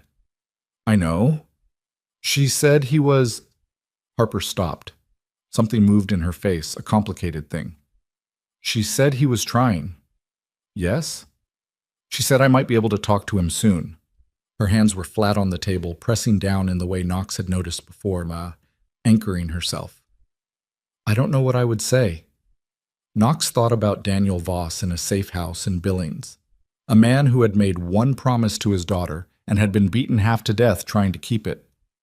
"You'd know," Knox said. "When it happened, you'd know." Harper looked at him for a moment, then she picked up her spoon and finished her soup. At 8:15, Knox's phone buzzed. A message from a number he recognized as the one Farrell had called from. A single line of text. Hale's attorney filed for emergency hearing. Thursday. Judge Crenshaw. Flat Rock County. And then, a moment later, Crenshaw is Whitfield's brother-in-law. Knox put the phone down on the table face up so Carver could read it. Carver read it. His expression didn't change. "So the hearing is already decided," Carver said. "Yes," Knox said. "And if Harper appears at that hearing, she goes back into the system," Knox said. "Into the part of the system that Hale can reach." The kitchen was silent. Harper had gone to the living room. They could hear Evelyn's voice, low, steady, the sound of a woman who had been a nurse for 30 years and understood that normalcy was itself a kind of medicine. Knox looked at the phone, at Farrell's message, at the timeline. Thursday, that was 48 hours. He thought about what Roman had said. What you do inside the structure is your choice. He thought about Gruber in Doyle's office at 7 in the morning. He thought about 12 confirmed cases and 14 probable ones and 20 children whose records had been altered. He thought about Decker and Roman and Reyes riding back tonight through the cold dark toward a membership meeting that was now compromised before it started. He thought about walking away. He had the thought completely, let it sit, looked at it. And then Harper came to the kitchen doorway in her mismatched socks and her too large sweatshirt and said, "Knox, can you come sit with me for a minute? I don't want to be by myself." He stood up. He went to the living room. He sat on the couch, and Harper sat next to him with about 6 inches of space between them. Not touching, but close. The proximity of a child who is learning to calculate the distance between herself and safety, adjusting it by inches. Knox sat there. The wood stove ticked. Outside, the Montana dark was absolute. And somewhere under it, the threads of a network that had run for 8 years and swallowed 20 children and rerouted a federal investigation and compromised a membership meeting were pulling tight. And somewhere on the county road, Reyes was riding toward Roman, carrying information that was going to change the shape of Thursday irrevocably. And in 48 hours, a judge who was already decided was going to open a hearing in a courthouse in Flat Rock County. Harper pressed her small shoulder against Knox's arm, just slightly. The adjustment of those calculated inches, and Knox felt it, the weight of her, the living, breathing, 6 years' worth of surviving weight of her, and thought about what he was going to have to do. Not what the club might authorize, not what fit inside Roman's structure, what he was going to have to do. His phone lit up on the coffee table. A new number, unknown. He picked it up. "Knox Mercer," said a voice he had never heard before. Male, older, with the particular steadiness of a man who was not calling to make conversation. "My name is Daniel Voss. Sonia Farrell gave me this number." A pause in which the sound of distance was audible. Not just geographic distance, but the specific distance of a man who had been separated from something for 6 years and was now 1 degree of separation from it. "I understand you found my daughter." Knox looked at Harper sitting next to him. Harper was very still. She had heard the name. Her whole body had heard the name. Knox held the phone away from his ear, looked at her. And he understood, in the particular clarity of that moment, that there was no version of what came next that was clean. There was no version that didn't require him to give something up. The structure, the club's protection, the legal, careful architecture Farrell was building, or to keep something from Harper that she had been carrying in her sock for 9 months. "She's here," Knox said into the phone, and he handed it to her. Harper took the phone with both hands, pressed it to her ear, and said, in the smallest voice Knox had ever heard come out of her, "Dad?" What came back through the phone, Knox couldn't hear, but he watched Harper's face, watched the careful, composed face of a child who had been managing herself for 2 years through the systematic destruction of everything she had trusted, watched it come undone, watched the dam break in real time, watched her cover her eyes with one hand while she pressed the phone to her ear with the other, and he heard her say, through what was finally crying, "I knew you didn't give me up. I knew it. I kept the note." Knox stood up. He walked to the window. He looked at the dark outside and let her have the space she needed, and he felt the thing in his chest, the cold metal grief that had been inert and housing-bound for 3 years, move again, press outward, and this time it didn't go back. And then Reyes called. One ring. Then, "Roman knows about Gruber. He called an emergency session for tomorrow morning." A pause. "Knox." Roman pulled Gruber's club phone. "There's a call log. Gruber has been in contact with Doyle's office for 8 months. 8 months. 2 months after Daniel Voss had been beaten in a parking lot in Cascade County. "There's more," Reyes said. Knox waited. "The call log includes 3 calls to a number registered to a property management company in Helena." Reyes's voice was very careful. "The property management company is listed as a client of Senator Whitfield's legal firm." The full shape of it was visible now, all the way up, all the way through. An 8-year network running through licensed care providers and state administrators and a senator's legal firm, and a man inside the Iron Pact who had been feeding it information for 8 months, and a judge who was already decided, and 48 hours. "Knox," Reyes said, "Roman wants to know what you want to do."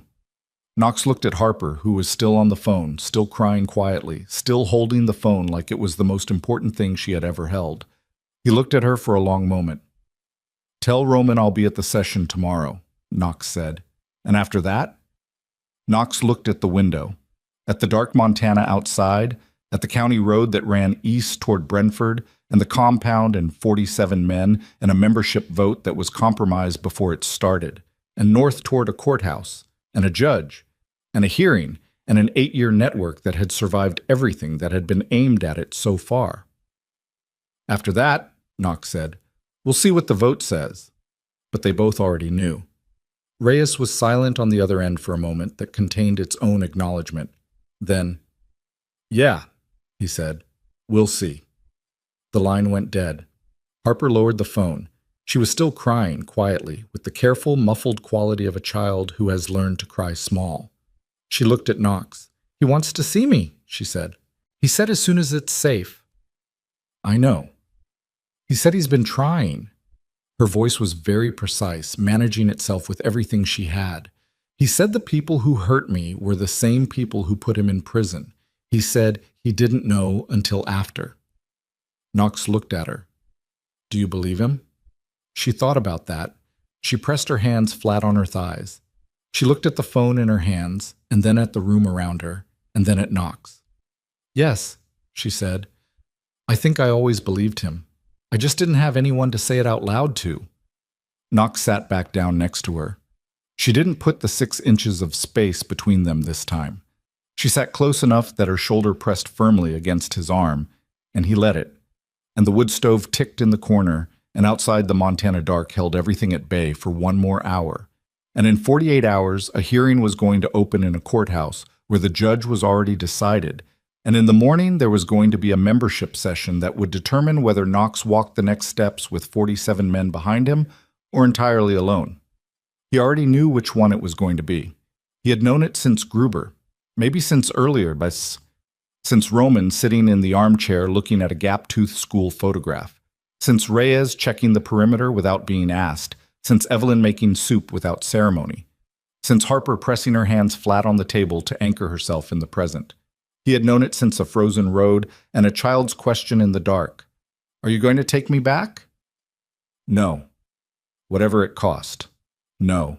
The emergency session started at 7 in the morning in the Brentford compound's back room, the one with no windows and a single overhead fluorescent that turned everyone's skin the color of old concrete. Knox got there at 6:50, ahead of most of the membership, and he stood against the far wall with a cup of bad coffee and watched the room fill up with men he had known for a decade, men he had ridden with, drunk with, stood at gravesides with, and tried to read the room the way Harper read rooms, the way you had to when outcomes mattered. Roman stood at the head of the table. He hadn't slept. Knox could tell by the particular stillness of a man running on will instead of rest. Decker was to his right. Reyes had come in directly from the overnight ride and was standing near the door with the hollow-eyed steadiness of someone who had decided fatigue was not a variable he was going to acknowledge. Gruber was not in the room. Gruber had been asked by Roman the previous evening to stay home. Roman had not explained why. Gruber had complied, which meant either he didn't know that Reyes had pulled his call log, or he knew and had decided compliance was the smarter play. Knox didn't know which possibility was worse. Roman called the session to order without ceremony. He laid out what they had: Carver's information, the call log, the Whitfield connection, Farrell's case, the Thursday hearing. He laid it out the way Roman laid everything out, which was without editorializing, just the structure of the facts, and he let the facts do the work. The room went through its stages. Silence first, then the murmur.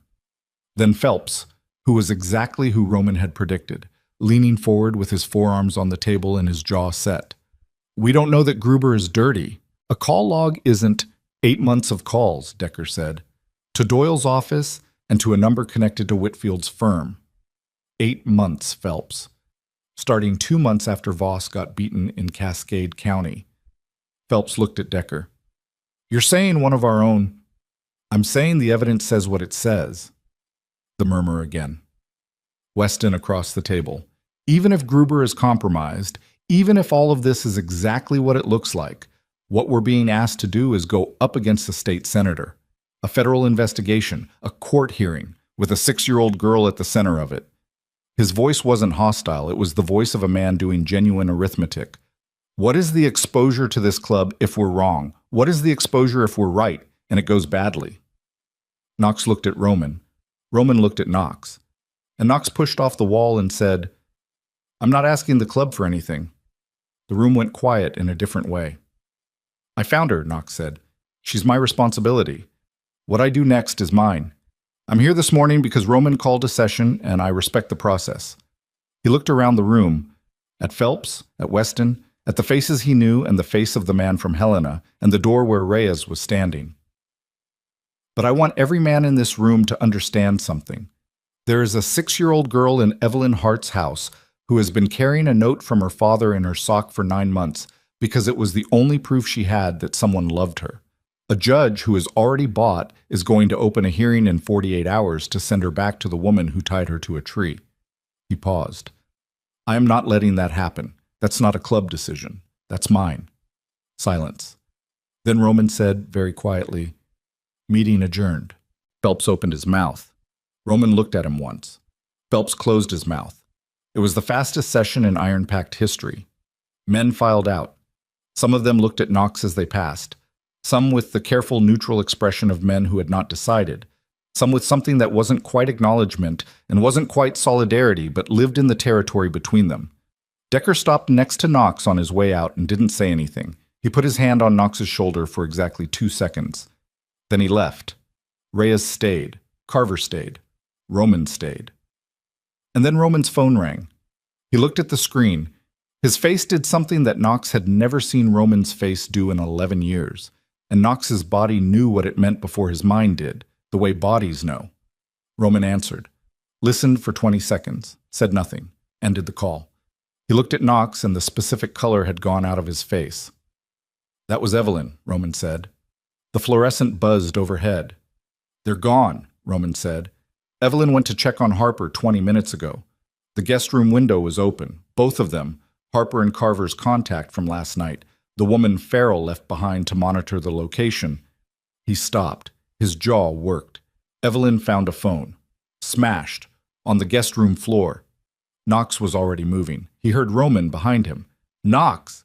But the word didn't reach the part of him that was making decisions anymore. He went through the compound door and into the cold morning air and got on the Road King and started it. And the engine came up under him like something that had been waiting. And he was on the county road before the sound of voices from the compound doorway had fully faded. 23 miles. He rode it in 19 minutes. Evelyn's house looked exactly as he'd left it. That was the first wrong thing. It looked too normal, no disruption visible from the road, the birch trees standing in the gray morning light exactly as they always stood. Knox killed the engine in the driveway and stood in the silence for 3 full seconds before he went inside. Evelyn was in the kitchen. She was sitting at the table with her hands flat in front of her, and her face was the face of a woman who had been a nurse for 30 years and had seen things that required the suppression of panic as a professional competency, and she was suppressing it now, but only barely. "Tell me exactly," Knox said. "I checked on her at 6:40, Evelyn said. "She was asleep. Farrell's monitor, the woman, Agent Cho, was in the front room. I made coffee." A pause. "At 7:10, I went back to bring Harper breakfast. The bed was empty. The window was open 3 inches, not broken, open from inside." She looked at Knox. Cho's phone was on the guest room floor. The screen was cracked. There was no sign of struggle in the room. But the phone. Yes, the phone. Knox looked at the guest room doorway. He walked to it. The window was still open the 3 inches. Cold air pressed in. He looked at the sill. No marks, no sign of a ladder or external entry. He looked at the floor. The cracked phone, face down, near the foot of the bed. He crouched and looked at it without touching it. The crack was from impact, not pressure, thrown or dropped hard. He stood up and looked at the room. The bed, still shaped from where Harper had slept. The mismatched socks on the floor. She'd left the socks. But she'd taken the sweatshirt. He could see that the small pile of Evelyn's clothes he'd folded on the chair was one item short. She'd had time to take one thing. He went back to the kitchen. Was anything said last night that Harper could have heard? About the hearing? About Gruber? About what Thursday meant? Evelyn looked at her hands. "I told her a story. About a girl who ran away from something bad and found something good." She paused. "She asked me what happened when the bad thing tried to follow the girl. I said the good thing was stronger." A pause that was its own kind of answer. She was quiet after that. Knox stood at the kitchen window. The birch trees, the county road. A 6-year-old who read rooms and read people and had spent 2 years in a hostile environment learning to survive. A child who understood, with the precision of someone who had no margin for error, when the people around her were afraid. She had heard enough last night to understand what Thursday meant. She had heard Reyes's call, or pieces of it. She had felt the shift in the room after Knox handed her the phone. The way the adults around her had gotten quiet and careful in the specific way adults got quiet and careful when they were managing a situation they were losing control of. She had made a calculation. "She ran," Knox said. Not a question. "I think so," Evelyn said. "I think she decided to, She stopped. "Where would she go, Knox? She doesn't know this county. She doesn't know anyone except—" Knox looked at his phone. He pulled up the last number on his recent calls. He called Farrell. She answered on the first ring. "I heard. Cho is missing too. Her GPS went dead 40 minutes ago. I'm trying to get a location." Farrell's voice had the quality of someone in motion. "Knox, listen to me. Cho's GPS didn't just go dead, it was remotely wiped. That requires access to federal equipment protocols." A pause with something terrible in it. Someone with federal clearance access wiped Cho's tracker. The kitchen was very still. "That's not Harper running," Knox said. "No," Farrell said. "That is not Harper running." The cold coming through the guest room window pressed down the hallway and into the kitchen, and Knox felt it on the back of his neck and thought about the shape of a network that had survived for 8 years, that had rerouted a federal investigation, that had a man inside the Iron Pact and apparently a hand inside Farrell's own agency. An 8-year network that had learned, by surviving, exactly how to neutralize the things aimed at it. "Who else knew this location?" Knox said. "On my end?" Farrell's voice was precise and controlled, and underneath the control was something that Knox recognized as the specific fear of a person who has just understood how badly they have miscalculated. "Cho, my supervisor, and—" She stopped. "And," Knox said, a pause that lasted exactly long enough to contain a name and the full weight of what that name meant. "My supervisor filed a location report at 6 a.m., Farrell said. "Standard protocol for a material witness location. It would have gone through the regional coordinator." Her voice was very careful. "The The regional coordinator reports to a deputy director who has served on a federal task force with Senator Whitfield's office for 4 years. Knox put his hand flat on Evelyn's kitchen counter. He pressed it down the way Harper pressed her hands flat on tables, anchoring himself to the present moment, to the physical reality of cold tile under his palm, because the alternative was to let the full shape of what he was understanding arrive all at once, and he could not afford that right now. The network was not just state level. It was not just a senator and a family services administrator and a licensed care provider and a compromised judge. It went into the federal structure. It had reach inside the agency that Farrell was working from. And Farrell had filed a location report at 6 a.m., and at 7:10 Harper was gone, 1 hour and 10 minutes, door to door. "Where's your supervisor now?" Knox said. "I can't reach him," Farrell said, and her voice cracked on the last word, just slightly. The crack of someone who has been holding something together for 14 months and has just felt it shift. Knox looked at Evelyn. Evelyn looked back at him with the steady, grief-hollowed eyes of a woman who had already understood. His phone buzzed. A different number. Reyes. He switched over. "Knox." Reyes' voice was tight. "We have a problem. Roman just got a call from a man who identified himself as a federal marshal. Said there's a warrant being processed for Knox Mercer on suspicion of custodial interference and obstruction. Said if Knox returns the child voluntarily within the hour, the warrant won't be executed." Custodial interference. The mechanism arriving exactly on schedule. "There is no child to return," Knox said. "She's gone." A silence from Reyes, then, "Gone how?" "Taken.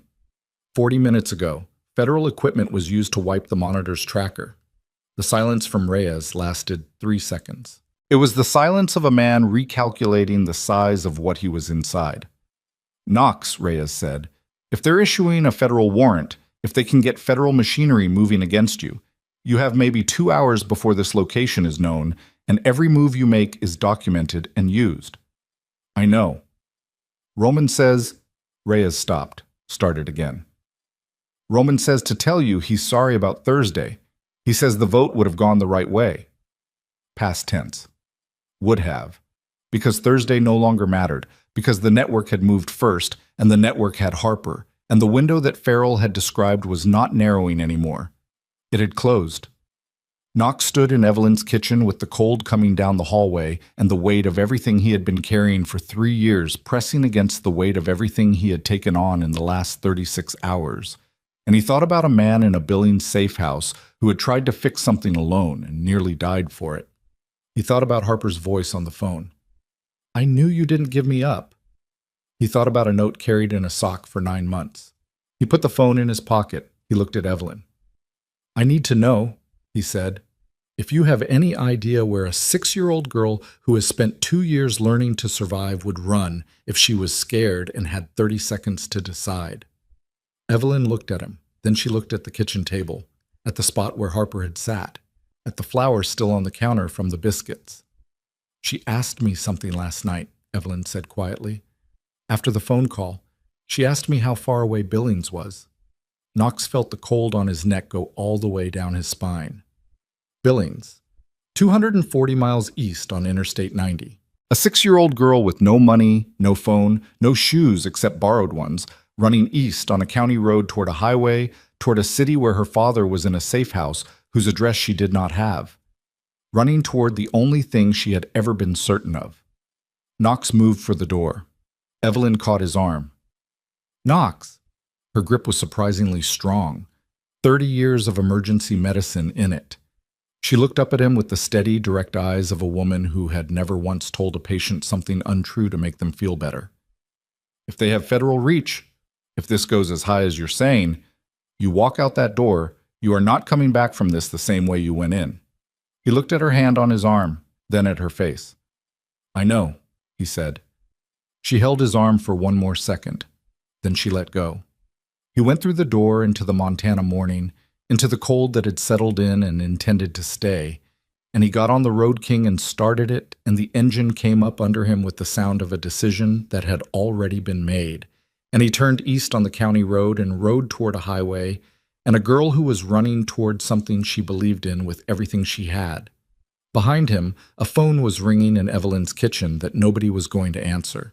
And somewhere ahead, in the gray morning distance between a county road and a city 240 miles away, a 6-year-old girl in a borrowed sweatshirt and mismatched socks was learning, for the first time, what it felt like to run toward something instead of away. Knox didn't know yet what he would find when he caught up to her. He didn't know what was ahead of them, or how many hands were already moving to close the road. He knew only that the network had made one mistake in all of its 8 years of careful, protected operation. It had taken the wrong child, and the wrong child had someone riding after her who had nothing left to lose except her. He found her at mile marker 47. She was on the highway shoulder, walking east in the gray morning light with her arms crossed tight against her chest and her chin down and the borrowed shoes already coming loose at the heel. She wasn't crying. She was walking with the specific focused economy of someone who has made a calculation and committed to it completely, and she didn't look up until the road king pulled alongside her and Knox cut the throttle. She looked at him. She stopped walking. "Get on," Knox said. She looked at the bike, at him. The calculation happening behind her eyes. Rapid, exhaustive, the full assessment. Then she climbed on behind him and wrapped her arms around his waist and pressed her face between his shoulder blades, and he felt her shaking, and he pulled back onto the highway and rode. She didn't say anything for 3 miles. Then, against his back, "I heard Reyes on the phone. I heard the word warrant." "Yeah. I thought if I wasn't there, they couldn't use me against you."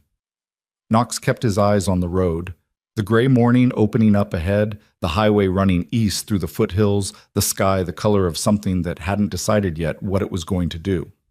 "That's not how it works," he said. "I know that now." A pause. "I was going to find my dad. I know. I don't know where he is." "I know that too." She was quiet again. Then, "Are you angry?" Knox thought about that honestly. "No," he said. "I would have done the same thing." He felt her grip around his waist tighten slightly. "Not a lot." Enough. His phone was going in his jacket pocket. He could feel the vibration without hearing the ring over the engine. He didn't answer it. He rode for another 2 miles and then pulled off at a rest stop. Empty at this hour, just concrete and bare cottonwoods and a vending machine that had been out of order for what looked like years. He killed the engine and looked at his phone. Reyes. 3 missed calls. And a text sent 11 minutes ago that said, "They moved on Evelyn's. 2 vehicles. Sheriff's Department and 1 unmarked. Evelyn is fine. They found nothing. They know you're running east. Knox, Decker has something. Call him now." He called Decker. Decker answered before the first ring finished. "Where are you?" "Rest stop off 90, mile 49. Don't move." Decker's voice had the quality Knox associated with the specific state of a man who has been awake all night processing information and has arrived at a conclusion that he needs to deliver quickly. Knox, Carver's Helena contact, the one who's been watching Doyle. He broke cover an hour ago. He went to Farrell directly, in person, because the phones aren't safe. He had something he's been holding for 6 weeks, waiting for the right moment. A pause. "There's a location. A property in Cascade County outside Millhaven, registered to the property management company connected to Whitfield's firm. It's been listed as a storage facility for 12 years. No inspections, no visitors on record." Knox looked at Harper, who was standing next to the vending machine with her arms crossed, watching him. "That's where they took her," Knox said. It wasn't a question. "We don't know, but Farrell's contact cross-referenced that property against the timeline of every incident in the case. Every child that moved through Hale's network, every anomalous case closure, every time a witness stopped cooperating. That property is the one constant. It appears in the background of every major event in this case for 8 years. Decker's voice dropped. And this morning at 6:50 a.m., a vehicle registered to a shell company connected to that property management firm was picked up on a traffic camera 12 miles east of Evelyn's location. 12 miles east. 20 minutes after Harper disappeared. "They didn't take her far," Knox said. "No, close enough to control, far enough from the county line." Knox looked east down the highway. Cascade County started 40 miles out. "Farrell," he said. She's moving, but she has a compromised chain of command and she's working around it, which takes time she doesn't have. She says 2 hours minimum before she can get clean authorization to move on the property. Decker paused. Knox. Roman pulled the full membership 20 minutes ago, not a vote, a call. He told every man what we know, Gruber, Doyle, Whitfield, all of it, and he asked who was riding. A pause. Every man said yes. Phelps said yes. Weston said yes. 47 men. Knox. Knox pressed his hand against the side of the vending machine, cold metal under his palm. He looked at the empty highway, at Harper watching him from 6 feet away with her careful, measuring eyes. Tell Roman, Cascade County line, Old Route 7 junction, 30 minutes. He ended the call. Harper was in front of him before he'd put the phone away. They have Agent Cho, she said. Don't they? The woman who was watching over me. Knox looked at her. Probably. And they know I ran. Her voice was steady, too steady. They're going to use her, to make Farrell slow down. Knox said nothing. I want to come with you, Harper said. No. Knox, no. His voice came out harder than he intended, and she flinched slightly, and he softened it immediately. You are going to Decker. Decker is going to take you somewhere clean and stay with you until this is finished. That's not negotiable. She looked at him for a long moment. The provisional eyes had given way to something more decided. A child who has been running calculations for so long that she's tired of running them, who has arrived at the place past strategy where you simply choose what you trust. You're coming back, she said. Yes. That's a promise. Yes. She looked at him. Then she nodded, not the small provisional nod of someone managing uncertainty, but a real nod, a decided one, like her father's daughter. Okay, she said. Decker was at the Route 7 junction in 28 minutes. A truck, not a bike. Knox had asked for a truck. Harper climbed in without looking back, which was the bravest thing Knox had seen her do yet. And Decker pulled out going north without fanfare. Knox watched the truck until it was gone. Then he heard them coming. He heard them before he saw them. The particular sound of multiple Harley engines on a highway. Not the scattered arrival of individual bikes, but the synchronized harmonic of men riding in formation, which was a sound that lived in the body differently than any other sound Knox knew. It moved up through the asphalt, through the tires, through the frame of the Road King he was sitting on, and it arrived in his chest at the same frequency as his own heartbeat, and he understood in a way that was entirely physical, not emotional, not strategic, that he was not alone. They came around the bend in a column. Roman at the front, Reyes beside him. Reyes, behind them, 2 by 2, the Brentford chapter filling the highway like a tide coming in. 43 men. 4 had stayed back. 2 were too injured to ride.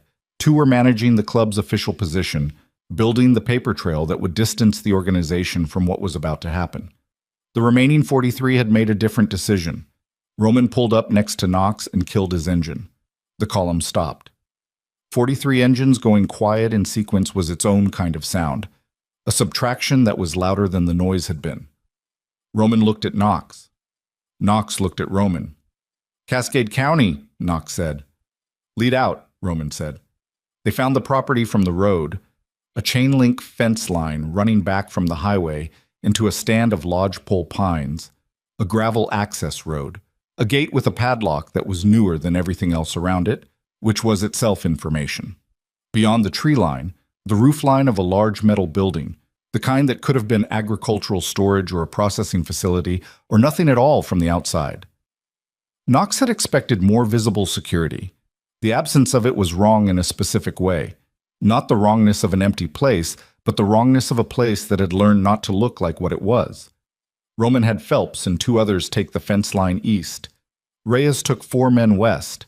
Knox and Roman and Decker had come back, had handed Harper to a clean contact and come back, went straight through the gate, which Decker opened with a bolt cutter in 6 seconds. The gravel road was 40 yards. The building door was metal, industrial, unlocked. That was the second wrong thing. Roman pushed it open and they went in fast and low, and the interior resolved in the beam of Knox's flashlight. A large open space, concrete floor, Nothing on the walls, two folding chairs in the center of the floor with a length of cable between them, and on the far side, a door. And in front of the door, a woman standing with her arms at her sides and her face composed in the particular composure of someone who has been expecting this. Rebecca Hale looked exactly like her photograph in the county newsletter. Pleasant-faced, steady. The kind of woman who had spent 8 years sitting on child welfare boards and filing paperwork and smiling in photographs at fundraising tables and had never once, in all of it, needed to feel afraid of anyone who came looking. She looked at Knox the way people look at things they have assessed and dismissed. "Where is she?" Knox said. "I don't know who you mean," Hale said. Roman moved to Knox's left without being asked. Decker to the right. The specific geometry of men who have stood in difficult spaces together long enough that they do it automatically. "The federal agent," Knox said. "Cho, where is she?" "I think you've made a very serious mistake coming here," Hale said. Her voice was the voice of the county newsletter, of the fundraising table, of 6 renewal applications and 3 decades of perfect documentation. "This is private property. You are trespassing. And given the outstanding warrant for your arrest, Mr. Mercer, everything that happens in this building in the next 5 minutes becomes evidence in a federal case against you." Knox looked at the cable between the 2 folding chairs. Fresh abrasion marks on the concrete floor around one of them, a water bottle on its side near the far wall. A child's borrowed shoe. One shoe, the left one from the pair Evelyn had given Harper, lying on its side against the base of the far door. One shoe. Knox looked at Hale. She was here. Something moved in Hale's face, just the edges of it, the composure shifting fractionally around a decision she was making. "I don't know what you think—" "The shoe," Knox said, quiet, final. "I laced those shoes onto her this morning. That is her shoe." Hale looked at the shoe, then she looked at Knox, and the composure was still there. It was impressive, genuinely, the years of it, the trained absolute maintenance of it. But underneath it, in the micro-expression that she couldn't fully control because no one could, Knox saw what had always been there behind the fundraising smile. Not fear, not guilt, not even cruelty in the conventional sense. Calculation. Pure, clean, total calculation. The face of someone who had never once operated on emotion, who had built 8 years of protected operation on the understanding that the world responded to documentation and position and the appearance of legitimacy, and who was, right now, calculating whether the situation in front of her was still manageable. His phone went. "Farrell." He answered. "Knox, she's not at the property." Farrell's voice was urgent, moving. "Cho got a message out before her phone was taken. A single word. She sent it to my personal cell, not the agency system. The word was mill." A pause. "There is an abandoned sawmill 18 miles northeast of that property, owned by a holding company that traces back to the same chain as the property management firm. It's been on my secondary list for months." Her voice tightened. "Knox, Whitfield is moving. He's trying to get ahead of this. He made calls this morning to 2 federal judges. He's going to bury this inside a national security framework if we don't move in the next hour. Once it's designated national security, I can't touch it. Nobody can touch it." 1 hour. Knox looked at Roman. Roman had heard enough. "Hale doesn't leave this building," Roman said quietly, to Decker, and walked out. Knox followed him into the gray morning, and Reyes was already on his bike, and the column was already reorganizing, and 18 miles northeast was not a long distance at speed. And somewhere in an abandoned sawmill, a 6-year-old girl had left one shoe on the floor of a building like a marker, like a signal, like someone who had been paying attention and knew that someone was coming who would know what to look for. They rode hard. The cold air at 60 miles an hour was a physical assault, the kind that cleared everything except the immediate and necessary. And Knox rode in it and felt his hands on the bars and his heartbeat in his throat, and thought about a child who carried notes in her socks and left shoes on floors and asked questions that cut straight to the bone. The sawmill appeared through the trees, a large wooden structure gone dark with decades of weather, surrounded by the rusted hulks of old machinery, the kind of building that has been abandoned long enough that it has started to become part of the landscape. 3 vehicles in the gravel lot outside it. One of them was the silver sedan from Farrell's traffic camera report. Roman held up his fist, and the column stopped at the tree line, 20 yards of open ground between the trees and the building's side entrance. Knox looked at it, looked at the vehicles, looked at the building's upper windows. Two of them lit from inside, the amber glow of work lights, which meant people and power and the decision to be visible, which meant confidence, which meant they didn't believe anyone was coming. 8 years of not being found does something to the way you calculate risk. "How many inside, do you think?" Reyes said, very low, at Knox's shoulder. 3 vehicles. Could be 2 per vehicle. Could be 1. Knox looked at the windows. They brought her here to move her, not to stay, which means there's a vehicle we haven't seen yet, probably around back, which is where they'll exit when they hear us coming. Roman looked at Knox. "Back door," he said. "Back door," Knox agreed. Roman tilted his head at Phelps. Phelps, who had said we don't touch this 6 hours ago in the session room, who had said yes when Roman called. Phelps nodded and pulled 4 men, and they went left, wide around the tree line, the long way around to the back of the building, moving without headlights, without sound that carried. Knox watched them go. Then he looked at the side entrance door. 20 yards of open ground. His chest hurt. Not from fear, from the specific physical weight of the last 36 hours. No sleep, cold riding, the hard constant pressure of decisions made under conditions that didn't allow for reconsideration. His hands on the bars were steady because he made them steady. His heartbeat was doing something complicated in his ears. Roman looked at him. "You go first," Roman said, "because she knows your face." Knox got off the bike. He crossed the 20 yards at a walk. Not a run. A walk. Because running announced itself, and because the particular kind of control required for the next few minutes lived in the same place as the steadiness of a walk, and he needed everything in that place right now. His boots on the gravel were quiet. The cold air moved around him. Behind him, he heard the soft sounds of men dismounting, the careful non-sounds of a column of bikers moving on foot with the trained quiet of men who had various histories that had taught them this particular skill. He reached the side door. He pushed it open and went in. The interior was lit by 2 work lights on stands, the kind that cast hard shadows and leave everything outside their beam in absolute dark. The smell was old wood and cold metal, and something chemical underneath it, the particular smell of a building that has been closed for years and recently reoccupied.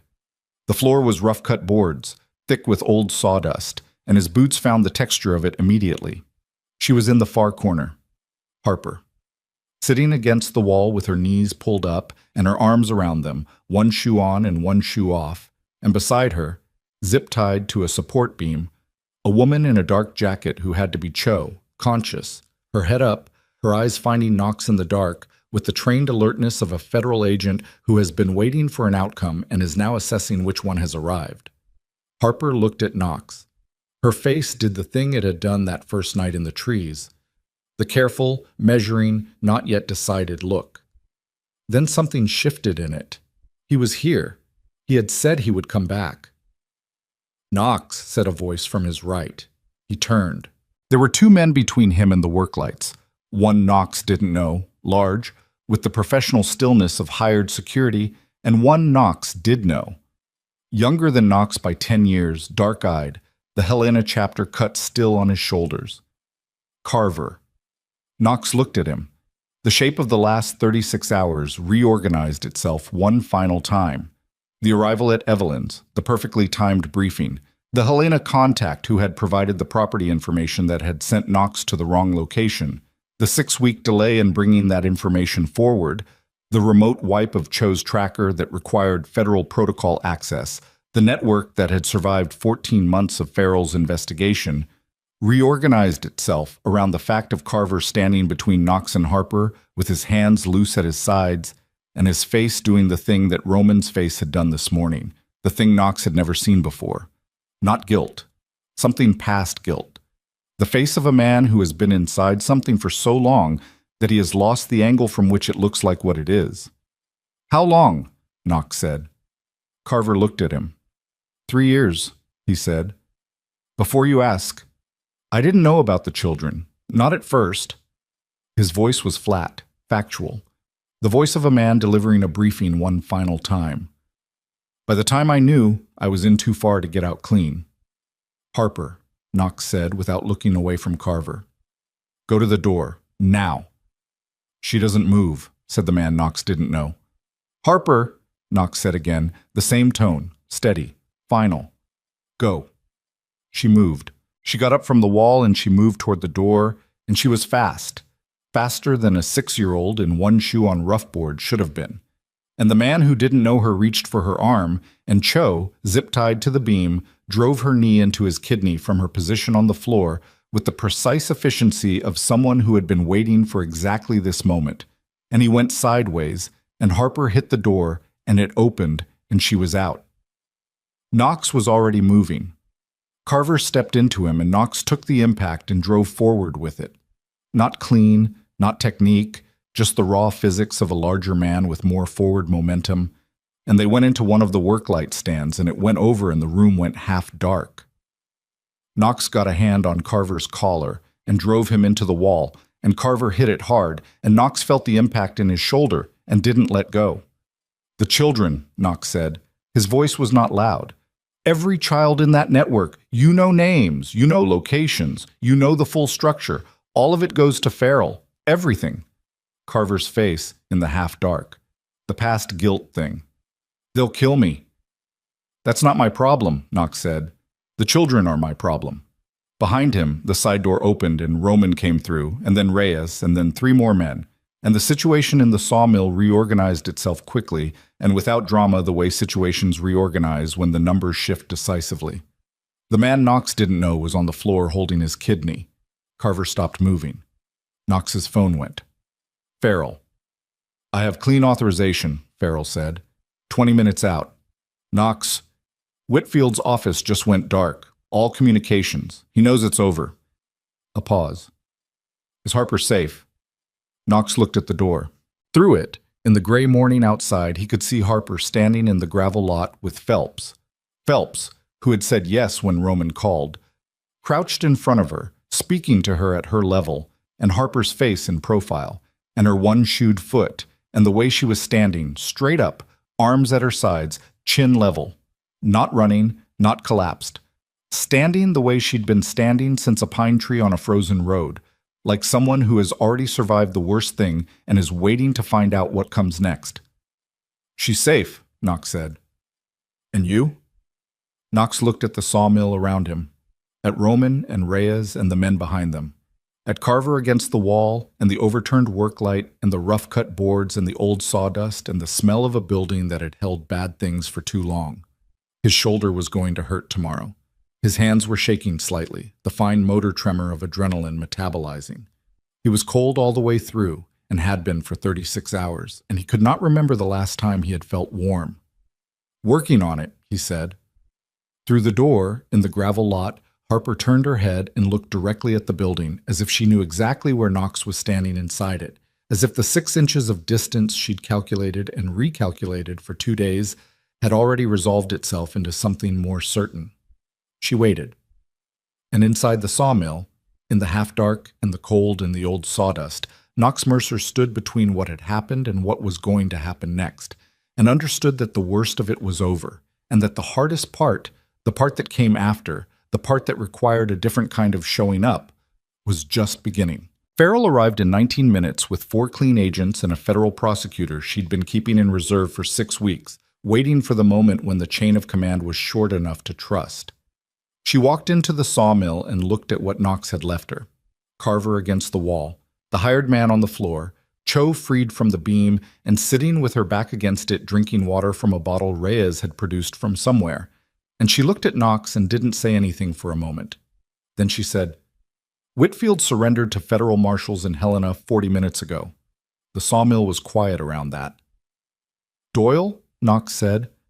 In custody. His office manager flipped this morning. She'd been documenting anomalies for 2 years and waiting for someone to ask. Farrell looked at the floor, at the old sawdust, at the space where Harper had been sitting against the wall. Hale's attorney filed for emergency protective status for his client 20 minutes ago. The filing was denied. A pause. The judge who denied it was not Crenshaw. Knox absorbed that. What happened to Crenshaw? Crenshaw recused himself at 7:15 this morning. His clerk told my office he cited a conflict of interest. Farrell looked up at Knox with the carefully controlled face of a woman who had been building something for 14 months and was now standing in the moment of its completion and didn't quite know yet what to do with her hands. Someone must have made him understand that the conflict existed. Roman, standing behind Knox, said nothing. His face said everything. Carver was taken out in flex cuffs. He looked at Knox once as they walked him past, and Knox looked back. And there was nothing in that exchange that required words. Carver had made his choices over 3 years and would live inside them. Whatever he gave Farrell would matter. The names, the locations, the full structural map of an 8-year network. And it would matter because of the children, not because of anything Carver deserved from the transaction. Knox understood that clearly and held it clearly and let it be what it was. The hired man was taken out behind Carver. Cho shook Knox's hand before she left. Firm, brief, the handshake of a woman who has been through something and is not going to make it sentimental. "She's a tough kid," Cho said. "Yeah," Knox said. "She is. Her father's going to be moved to Helena tomorrow. Clean location. Farrell is handling the logistics." Cho paused. "It'll take time, the legal side, but the direction is right." Knox nodded. Cho left. Roman put his hand on Knox's shoulder, the same 2-second grip that Decker had given him that morning in the compound, which Knox now understood was the Iron Pact's version of everything words failed to carry. Then Roman walked outside, and the compound men filtered out behind him, the sawmill emptying the way it had filled, without ceremony, without production, the way men who have done difficult things together move when the difficult thing is done. Knox stood in the empty building for a moment alone. He looked at the wall where Harper had been sitting, at the single indentation in the old sawdust where her one-shoed foot had rested, at the overturned work light and the rough-cut boards and the chemical cold smell of a building that had been used for bad things and would now be documented and processed and eventually demolished, probably, or left to continue becoming part of the landscape. He thought about 8 years, about 12 confirmed children and 14 probable ones and 20 whose records had been altered, about a woman who had sat on child welfare boards and filed renewal applications and stood at fundraising tables and had never once, in any of it, needed to feel the weight of what she was doing because the weight had been distributed across a structure designed to make sure no individual piece of it was heavy enough to sink anyone. He thought about Macy. He let himself think about Macy, something he almost never did voluntarily, because the voluntary version was different from the ambush version and required a different kind of courage. Gap-toothed smile. Green motorcycle in the finger painting, because green was his color when he was happy. He hadn't worn green since. He picked up the overturned work light, set it upright, turned it off. Then he walked outside. Harper was where he'd seen her through the door, in the gravel lot, standing straight, one shoe, the borrowed sweatshirt. Phelps had moved away, and she was standing alone in the gray morning with her arms at her sides and her chin level and her eyes on the sawmill door. When Knox came through it, she looked at him with the full weight of the provisional eyes. All the calculation, all the measuring, 2 days of watching adults and reading rooms and managing herself through the systematic destruction of every assurance she'd been given. And then, slowly, the calculation resolved. The measuring finished. Something in her face arrived at a conclusion it had been working toward since a pine tree on a frozen road. She crossed the gravel and put her arms around Knox's waist, and pressed her face against his ribs, and held on. And Knox stood in the cold morning air of a Cascade County gravel lot and put his arms around a 6-year-old girl and held on back. And neither of them said anything, because the only things worth saying were the ones that didn't require words. He felt her breathing against him, small, steady, gradually slowing from the rapid, shallow breath of someone who has been managing fear for hours into something that was just breathing. Just the simple animal fact of a body that was safe and knew it. He thought, this is what it weighs. Not the grief, not the network, not the warrant or the structure or Thursday's vote or the shape of an 8-year operation. This specific weight, this specific breathing, This is what all of it weighed. He held on. The legal architecture took 4 months. Farrell worked it from the inside, navigating the compromised sections of her chain of command with the patience of someone who had been doing it for 14 months and had learned exactly which routes were clean. The federal case against Whitfield, Doyle, Hale, and 11 additional defendants was filed in the 3rd week of December. Carver's cooperation produced the full structural map: 22 names, 6 states, 8 years of systematic documentation that had been designed to disappear into bureaucratic process and had instead been preserved, ironically, by the same meticulous record-keeping that had made the network look legitimate. 19 children were located. 3 were still being searched for as of the filing date. All 19 located were placed in protective custody under federal supervision, outside the compromised state system, with independent advocates assigned to each case. Rebecca Hale was charged on 14 counts. She did not maintain the fundraising table composure through the arraignment. She maintained it through the first reading of the charges, and through the second, and then somewhere in the third, her face did the thing that faces do when the architecture that has supported them for years is finally completely gone, and the composure cracked. And what was underneath it was not the monstrous calculation Knox had seen in the sawmill, but something smaller and more terrible. Just a person who had done monstrous things for so long they had forgotten the weight of them, confronting the weight all at once. Knox was not in the courtroom. He had been advised to stay away from proceedings where his presence might complicate the evidentiary record, and he had taken the advice, and he had sat in a diner in Billings with a cup of coffee and Decker across the table and watched the clock. When Decker's phone went with Farrell's text, he turned it to show Knox, and Knox read it and looked at his coffee and said nothing for a long moment. "You okay?" Decker said. "Yeah," Knox said. Decker nodded, drank his coffee. Didn't ask anything else, which was exactly right. The custody arrangement for Harper was temporary at first, a provisional order placing her with Knox as a licensed emergency foster placement, which required him to complete a certification process that Evelyn supervised with the efficiency of a woman who had processed 30 years of emergency cases and found bureaucratic obstacles mainly amusing. Knox completed it in 3 weeks, which the caseworker handling the file said was the fastest she had seen. The caseworker did not ask what had motivated the speed. She had read enough of the case file to understand. Daniel Voss was released from the safe house in February. The charges connected to his original conviction were reviewed under the federal investigation, and 2 of the 3 counts were vacated. The prosecution had relied on testimony from a witness who was subsequently identified as connected to the network, a connection that explained the original charge in a new and enraging light. Voss was not fully exonerated. 1 count stood, legitimately, and he accepted that with the particular acceptance of a man who has made peace with the true portions of his accounting.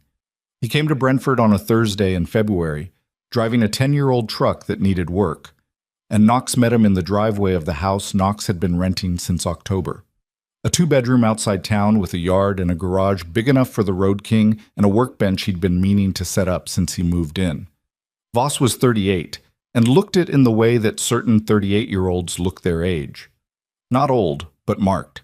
The face of a man who has carried specific things through specific years and has not put them down yet. He stood in the driveway and looked at the house, and then at Knox, and they looked at each other the way 2 men look at each other when they are both responsible for the same person and are trying to assess whether the other one is what they hope he is. "She talks about you, Voss said. "She talks about you," Knox said. Voss looked at the house again. "I have a long way to go, before I can—" He stopped. "I'm not asking to take her from you. I want you to know that. Whatever you've built here, I'm not—" "She needs you both," Knox said. "That's it. That's the whole thing." Voss looked at him. The measuring thing, Knox recognized it immediately, had seen it on Harper's face so many times that seeing it on her father's face was like seeing where she'd learned it. Then something in Voss's face settled the same way Harper's had settled in the gravel lot outside the sawmill. "Okay," Voss said. Harper came out of the house at a run. She crossed the yard without hesitating. No calculation, no assessment, no measuring of the distance, and hit her father at full speed, and Voss caught her and went down on one knee in the driveway with his arms around her, and Knox stood at the edge of the yard and looked at the winter sky over Brentford and listened to the sound of a 6-year-old girl who had been carrying a note in her sock for 9 months, finally putting it down. He didn't watch them long. It wasn't his moment to watch. He went to the garage and opened it up and turned on the workbench light and got out the tools and started on the Road King's front brake caliper, which had needed attention since October and had been waiting with the patience of machinery. Reyes showed up an hour later, which Knox had not expected and should have. He came in through the garage side door with 2 cups of coffee from the diner on Main and set one on the workbench without saying anything and stood leaning against the wall with his own cup, watching Knox work in the way that men who have known each other for years watch each other work. Not critically, not helpfully, just with the comfortable presence of someone who doesn't need the silence filled. "Roman wants to know if you're coming back," Reyes said eventually. Knox looked at the caliper. Back how? Active. The patch. Full standing. Knox thought about that. He turned the caliper in his hands. The familiar weight of it, the mechanical problem with its clean solution, the way tools felt different from everything else because tools responded honestly to the right application of force. "I don't know yet," he said. Reyes nodded, not pushing. "He said to take your time." "Tell him thanks." Reyes drank his coffee. Outside, the February cold pressed against the garage walls, and through the small garage window Knox could see the yard, and in the yard Harper and Voss sitting on the back step side by side with Harper doing most of the talking, her hands moving the way her hands always moved when she was telling something she thought was important, and Voss listening with his whole body turned toward her the way bodies turn toward things they've been missing for a long time. Knox looked at that for a moment, then he looked back at the caliper. "She asked me last week," Knox said, "if I would teach her to ride someday." Reyes was quiet for a moment. "What did you tell her?" "I told her she had to be able to reach the pegs first." Reyes made a sound that was the Iron Pack's version of a laugh. Short, dry, contained, the sound of a man who doesn't laugh easily and means it when he does. "She'll get there," he said. "Yeah," Knox said. "She will." He set the caliper down and picked up his coffee and drank it. And the coffee was hot, and the garage was cold, and the workbench light threw its clean yellow circle across the tools laid out on the surface. And outside the window, his garage window showed him a yard and a back step, and a father and his daughter sitting in the February cold together like they were practicing the habit of it, learning the rhythm of proximity after years of distance. Knox thought about green, about a finger painting and a gap-toothed smile and the particular color of happy that a 7-year-old had assigned him because she'd been watching closely enough to know. He thought about the Road King in front of him, and the brake caliper in his hand and the 2-bedroom house, and the garage workbench he'd finally set up, and the yard where 2 people were sitting on a back step learning the habit of each other. He thought about what Roman had said that morning in Evelyn's front room. What you do inside the structure is your choice. He looked at his jacket, hanging on the peg by the garage door. It was green. He didn't know when he'd bought it. Sometime in the fall, probably, without consciously choosing it. The way you reach for things before your mind has caught up with what your hands already know. He looked at it for a moment, the dark hunter green of it, hanging on the peg in the workbench light. He looked back at the caliper. He kept working. Reyes stayed until the caliper was done, which was another 40 minutes. And then he finished his coffee and set the cup on the bench and pushed off the wall and pulled his jacket on. He looked at Knox the way men look at each other after they've been through something and have both decided without discussing it that the thing they've been through is behind them now. "Good work," Reyes said. "It encompassed a great deal." "Yeah," Knox said. "It accepted all of it." Reyes left. Knox heard his bike start up in the driveway. The particular note of Reyes's engine, which Knox could have identified in a full column at speed, and then the sound of it moving down the street and fading, the Harley harmonic dropping into the distance until it became part of the background of a Brentford Thursday evening, indistinguishable from the wind. Knox cleaned the tools and put them back and turned off the workbench light. He stood in the dark garage for a moment, in the cold and the smell of oil and metal, and listened to the silence of a house that had people in it. Then he went inside. Harper was at the kitchen table with a piece of paper and a box of markers, and the focused industriousness of a child producing something she considered important. Voss was at the counter making coffee with the careful attention of a man using an unfamiliar kitchen and not wanting to get anything wrong.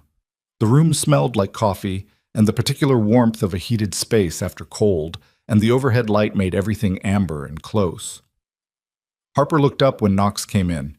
She looked at his face, the quick, thorough assessment, the old habit. And then something in her expression relaxed by a fraction that Knox had learned to recognize as her version of relief. "We're staying for dinner," she said. Not a question. An announcement. Knox looked at Voss. Voss looked at Knox. The two-man exchange of people who are learning the architecture of a new arrangement, finding its load-bearing walls by pressing against them gently. "I can cook," Voss said. "I'm not good at it." "Neither is Knox," Harper said, with the crisp matter-of-factness of a child reporting established fact. "He burns the pancakes every time." "Every time," Knox confirmed. Voss looked between them. The measuring thing again, but different now, softer at the edges. The face of a man looking at something he had been trying to get back to for 6 years and finding it not exactly as he'd left it, but present, real, and still his in the ways that mattered. "I can probably manage eggs," Voss said. Harper went back to her drawing. The markers moved across the paper with the same decisive downward motion she'd used on the biscuit dough at Evelyn's. The good hand's confidence of someone who has found a thing they're suited for. Knox looked at the drawing as he moved to the counter for coffee. A motorcycle, rendered in the specific abstract language of a 6-year-old's draftsmanship. A figure on it. And next to the figure in large, careful letters, the particular color she'd chosen for the figure on the bike. Green. Knox looked at it for a moment.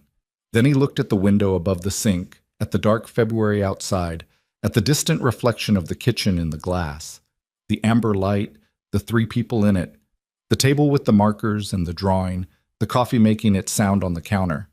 He picked up his cup. He drank it.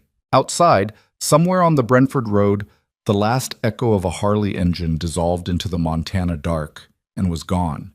And the night settled into the particular quiet of a world that had been through something and was now, for the first time in a long time, simply still.